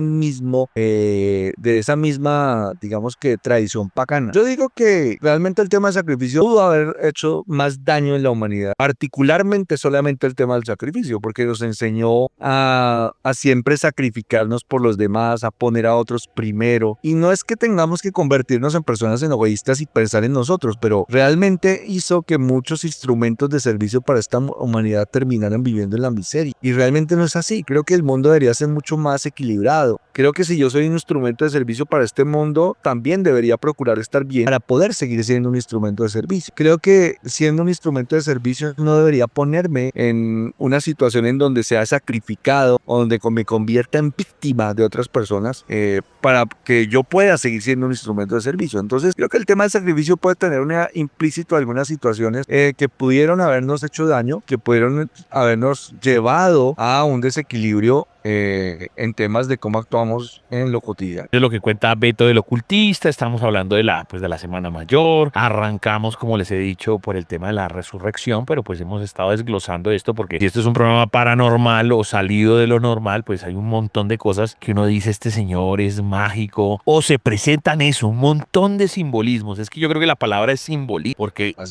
porque aún si somos racionales y decimos, bueno, nada de eso existió, sino que son simbolismos, igual no se pierde la magia o no se pierde el tema católico, lo que decía Beto, no se pierde nada, el tipo sigue siendo un gran maestro y antes toda esa divinización pues es porque uno la hace y seguimos echando más para atrás. Entonces ya hablamos de la crucifixión, ya hablamos de la resurrección. Antes de eso, la semana de pasión y ¿cómo es que se llama? Y que escogimos a Barrabás por encima del hombre, pero viene también el tema de la cena, ¿no? Y el tema de la cena también es una cosa de locos, porque lo mismo, o sea, él sabe entre comillas que es su enemigo Judas, pero lo permite, sabe que el otro señor por ahí lo va a traicionar, uno de esos sabe que va a fundar la iglesia, a partir de ahí se parte en dos la historia, porque hay una historia la que seguiremos como la historia exacta de Jesús y tales, y luego está la que forma el tema del código Da Vinci, pero pues que también tiene su cuento y es respetable si la gente piensa que eso no es el cáliz y lo que le pasó a Indiana Jones, sino efectivamente la sangre royal, y ahí no estaban 12 apóstoles, sino que estaba también la esposa o la novia de Cristo. Entonces son más cosas que se le meten más a este caldo.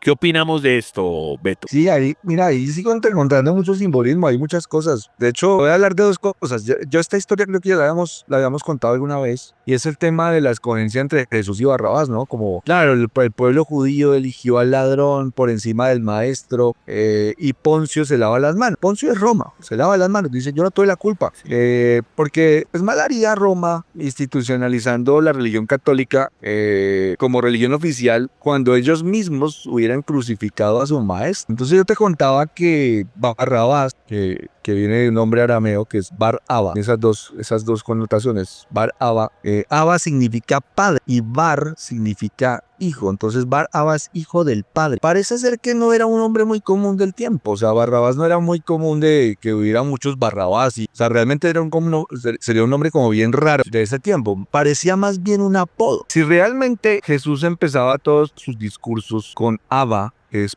Padre y sus oraciones con Abba, que es Padre, hubiera podido ser Barrabás un apodo de Jesús. O sea, a Jesús se le hubiera podido conocer como el Hijo del Padre. En las Escrituras estaba redactado que el Hijo del Padre sería sacrificado. Entonces, en esa connotación, si hubieran escogido a Barrabás o a Jesús, igual el Hijo del Padre hubiera sido sacrificado. Entonces parece que realmente esa historia de Barrabás y Jesús hubiera sido un intento de Roma por lavarse las manos. Decir, bueno, pues yo no lo crucifiqué, fueron ustedes, yo me lavo las manos, no fue mi culpa y por eso lo puedo adoptar como mi madre. Eso es lo que yo pienso de ese episodio. Entonces parece ser que no pudo haber sido necesariamente algo que históricamente hubiera pasado. Frente a la última cena también tiene mucho simbolismo. O sea, ¿por qué 12 discípulos? Y mira que algo que me llama mucho la atención es ¿por qué la Semana Santa, la primera luna llena después del 21 de marzo, de los 0 grados de Aries? ¿Por qué la leyenda del chivo expiatorio y el Cordero de Dios que quita el pecado del mundo? ¿Por qué la luna? O sea, parece que hubiera simbolismo astrológico ahí. Definitivamente, porque considerar la luna como un punto inicial para calcular la Semana Santa, estamos pues teniendo en cuenta un astro para poder llegar a calcular cuándo es que tiene que empezar la Semana Santa. 12 discípulos, 12 signos del zodiaco. Me recuerda la historia de los 12 trabajos de Hércules, ¿no? En la mitología, los 12 trabajos de Hércules que representan los 12 signos del zodiaco, 12 discípulos, 12 signos del zodiaco, 12 eras astrológicas.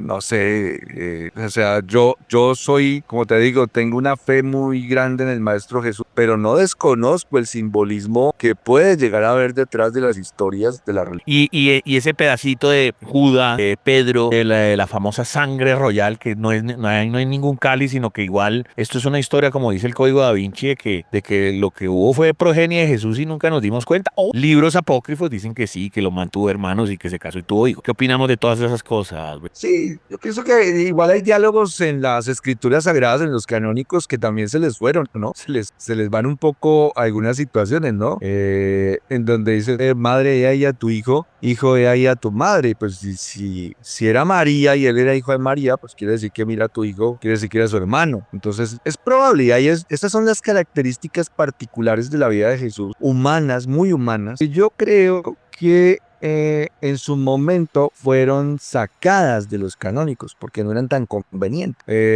Digamos que no buscaban remarcar esa divinidad del maestro, alejarlo de su humanidad. Entonces yo pienso que se le fueron muchas cosas ahí, ¿no? O sea, es posible. De hecho, para muchos estudiosos, Jesús con 33 años, judío, pues realmente era poco probable que no estuviera casado, porque a esa edad la tarea de un buen padre judío era haberle encontrado una buena esposa suya. Entonces, sí podemos encontrar simbolismo, de ahí sale la famosa leyenda del Santo Grial, ¿no? La copa que se utilizó en la última cena, en donde se hubiera recogido en su momento del sacrificio la sangre de Jesús y que tendría ese potencial de dar vida eterna. Y por eso muchas búsquedas del Santo Grial, pero realmente si vamos no solamente al tema de la historia, digamos que física de una copa real, de la existencia de la sangre real, sino que realmente la copa podría ser un vientre, ¿cierto? El vientre de la Magdalena y la sangre de Jesús, su descendencia, pues en temas simbólicos tendría sentido, viejos. No podríamos desconocer que en temas de simbolismo podría llegar a tener sentido lo que Dan Brown nos habla en el Código Da Vinci. Qué personaje, definitivamente, lo de Jesús. Quería traer a Beto para que habláramos un rato al respecto. Como siempre, pues nos podemos quedar horas y horas hablando. Igual la gente sigue teniendo preguntas. Igual en otras oportunidades podemos volver a invitar a Beto, porque pues aquí lo hicimos solamente sobre la Semana Santa. Igual pues hemos demostrado que, como decimos, es un personaje con muchos misterios y demás. Obviamente esta es la Semana Santa, entonces es el momento en que igual teníamos que hablarlo, pero seguramente habrá otros espacios. Más bien yo lo dejo como un tentempié, o sea, dejo como una abertura de otro tipo de preguntas para cerrar, querido Beto. Más bien el tema sería más bien como el tema, Beto, de si Jesús también como nosotros cree en otras dimensiones o en otros seres, o lo único que intentaba era demostrar era esto que usted explicó, pues estos simbolismos y ya, y ese era el objetivo, no necesita nada más. Es más, si se acabaran las religiones, esto era lo único que él quería probar. O sea, ¿qué hay después de extraterrestres, lecciones de vida, cómo estamos bien? ¿Qué opina del después de la resurrección, querido? Mira, dicen, hay un simbolismo bien interesante en el momento de la muerte de Jesús, y es que decían se rasgó el velo del templo, ¿no? O sea, que la muerte de este gran maestro hubiera abierto una frontera o hubiera abierto una puerta que no se hubiera abierto antes. Es posible que a partir de ese tiempo y a través de la era de las religiones nosotros realmente sí hayamos despertado en algo. Creo que el despertar espiritual de la que muchas personas hablan hoy en día sí corresponde a lo que estamos viviendo. Pasamos de la era de Piscis a la era de Acuarios, a la era de la fe ciega, a la era de la información, ¿no? Y entonces ya dejamos de creer, digamos que ciegamente, y empezamos a obtener información. Hay muchas cosas que empiezan a salir a la luz. Empezamos a ver que que realmente no somos seres físicos, sino que somos seres multidimensionales. Que el mundo que nosotros vemos, este mundo físico concreto, que podemos tocar y medir, no es el único que existe, sino que hay múltiples frecuencias de realidad. Entonces empezamos a tener, viejo César, una conciencia de la multidimensionalidad del ser humano, y adicionalmente empezamos a tener conciencia de esas otras frecuencias de realidad, y entonces ya empiezan a llegar personas que nos empiezan a traer historias de sus experiencias en donde hay cosas maravillosas, ¿no? Hay otras personas que entran en traslapes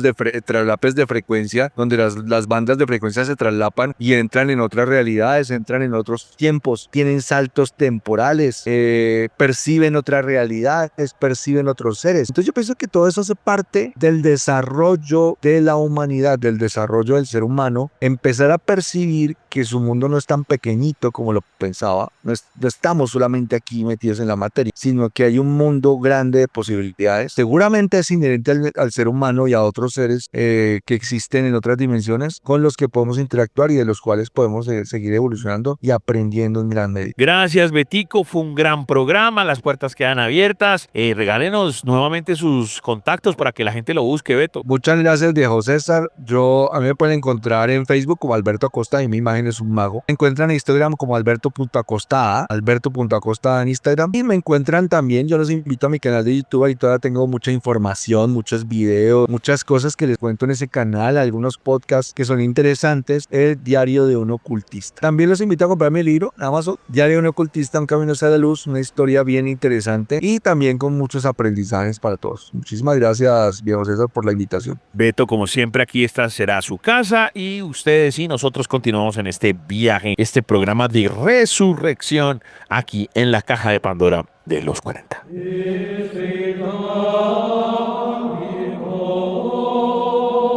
Los estigmas están dentro de la caja de Pandora. En los 40.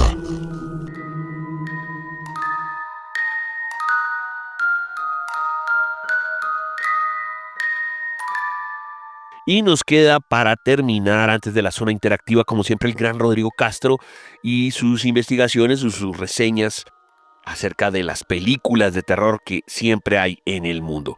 Síganlo, Rodri Castro 78, Rodri Castro 78 en Twitter, Rodrigo Castro Hernández en Instagram y también de Peli en Facebook, porque el hombre además no solamente sabe de películas de terror, sino de películas en general también para que lo puedan seguir. Entonces, ¿con qué sorpresa nos traerá hoy o qué sorpresa nos traerá hoy el gran Rodrigo Castro? Hay que descubrirlo de una vez en esta mágica, en esta espectacular y en esta resucitada caja de Pandora de los 40. Amigos y amigas que hasta ahora están escuchando Caja de Pandora, feliz noche para todos. Mi nombre es Rodrigo Castro y hoy les voy a hablar de una película que próximamente estará en carteleras colombianas. Esta película de terror dirigida por David F. Exenberg, Until Dawn.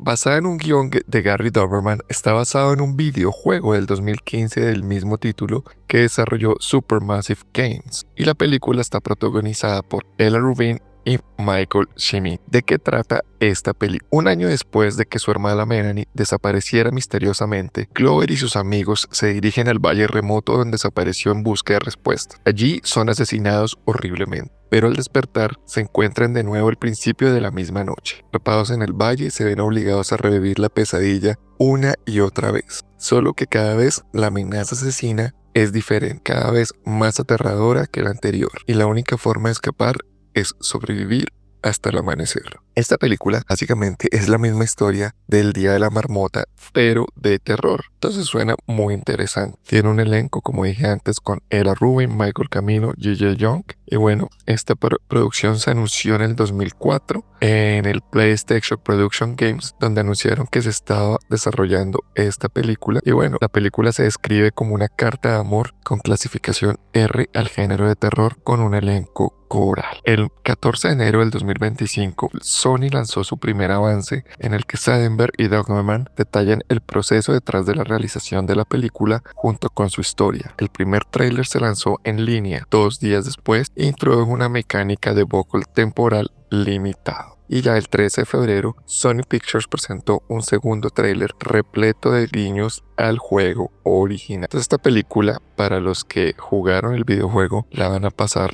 extremadamente bien. Y para los que no, pues es una película pues interesante. Bueno, otras películas que se encuentran en carteleras todavía en Colombia para que vayan a ver. También la que hablamos aquí hace poco, Sinners, una película de vampiros interpretada por Michael B. Jordan. También está Tornado de Twisters, película con mucha acción y suspenso. Y bueno, viene otra vez The Doors, esta película de Val Kilmer, que murió hace poco, y también se sigue en cartelera de Amateur, la película Operación Venganza, de película de mucha acción para los que les gusta el estilo de películas de espionaje como The Bourne, etcétera. Pues esta película la van a pasar muy bien. Ya lo saben, cualquier inquietud sobre esta u otras películas pueden escribirme en Twitter en @RoderiCastro78 o en Facebook en @DePeliMagazine. Sigan disfrutando de lo mejor de Caja de Pandora, aquí únicamente en los 40. Mi nombre es Roderigo Castro y nos escuchamos próximamente. Feliz noche para todos.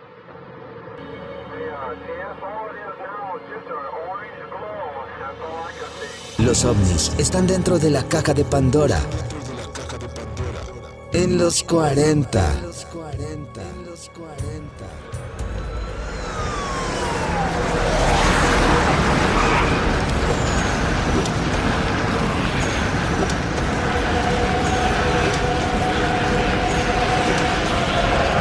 Amigos de la Caja de Pandora de los 40, fue un placer haberlos acompañado en este domingo de resurrección. No hay más festivos por el mes, es decir que el día 27 acá nos reencontraremos. Y fue un programa mágico, un programa muy interesante. Obviamente gracias a Alberto por todo su conocimiento y obviamente a todos los que participan acá. Obviamente ustedes los oyentes. Y si quieren dejar más historias, háganlo a través de @el centro 414, @DJToyFM, @los 40 Colombia o numeral la Caja de Pandora los 40. Pero no podemos cerrar sin acabar con la parte interactiva. Algunos preguntan pues que dónde está todo este material. Siempre todo lo dejamos incluyendo lo que dicen los oyentes, que a veces dejan pues como notas o GIFs o youtubers, pues también lo dejan ahí mismo. Pero pues ahí, si usted va echando para abajo, pues ahí va encontrando noticias que ya se hablaron acá y obviamente los videos. Sin embargo, si usted no pasa por ahí, pues no hay necesidad. Nosotros aquí le describimos esto porque para eso es radio, y le describimos estos videos que nos encontramos, y muchos de esos pues lo mandan los oyentes. Y cuando yo hablo del famoso terror real, porque aquí Toby es muy fanático de ese terror, sobre todo cuando son, por ejemplo, atracciones mecánicas en el aire o atracciones mecánicas muy altas o vainas como de fuego o vainas como de ahogarse. Eso es una vaina que uno se asusta y es de verdad, porque ahí se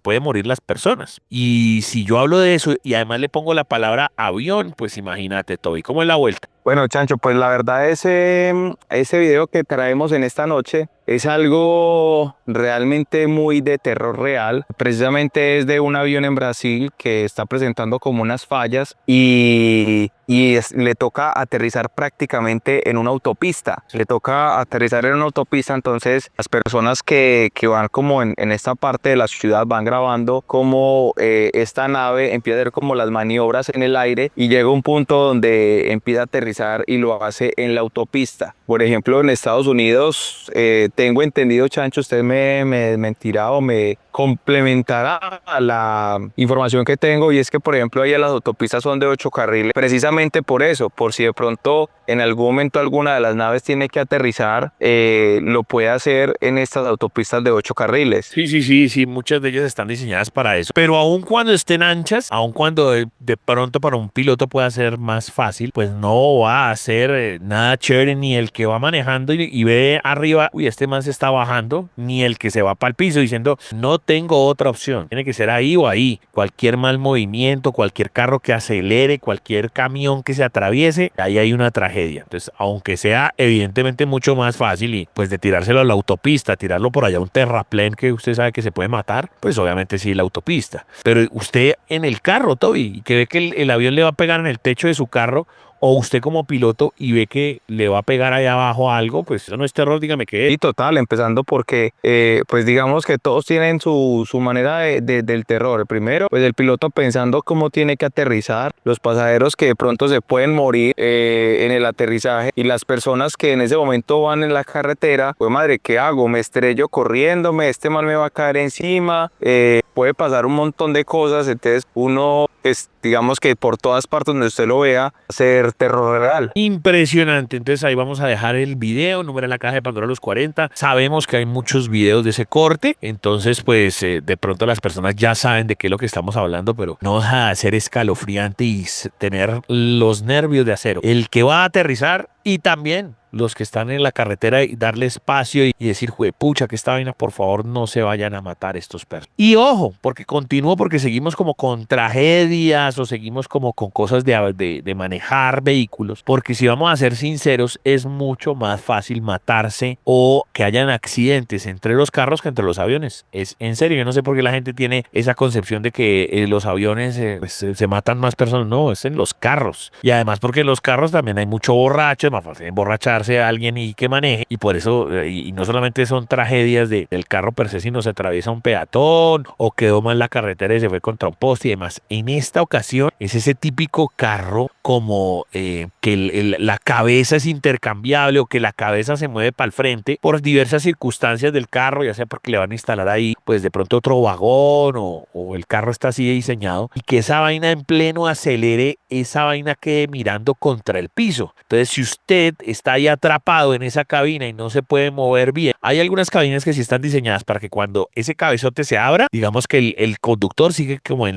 la misma posición, pero hay veces cuando esa cabezote se abre, el tipo también se va para el piso. Entonces el piloto queda como navegando a ciegas y se ve ese video que acelera, hermano. Yo no sé si ese señor se mató. Es un video aparentemente en Asia y el man va de frente, el cabezote del carro o el cabezote del tractor se mueve y queda pegando contra el piso. Y el tipo al parecer acelera, se choca como contra, no sé, como contra una casa, como contra una gente ahí, contra un poste. Y es bien aterrador. Otro video de terror real, querido Toby. Sí, la verdad se nota que es un error mecánico. Puede ser que el carro no estaba bien ajustado en la parte de atrás. Puede que se haya soltado, no sé, el seguro que lo estaba como aprisionando, podría decirse así, para que no se volteara la cabeza. Pero obviamente el conductor al quedar así, obviamente está andando a ciega porque no puede ver a la parte de adelante. Exacto, entonces el cabezote del carro queda mirando literalmente como cuando usted clava la cabeza contra el piso y pues el man, como les digo, en algunas ocasiones ese cabezote queda movible y usted sigue mirando para el frente, no, es con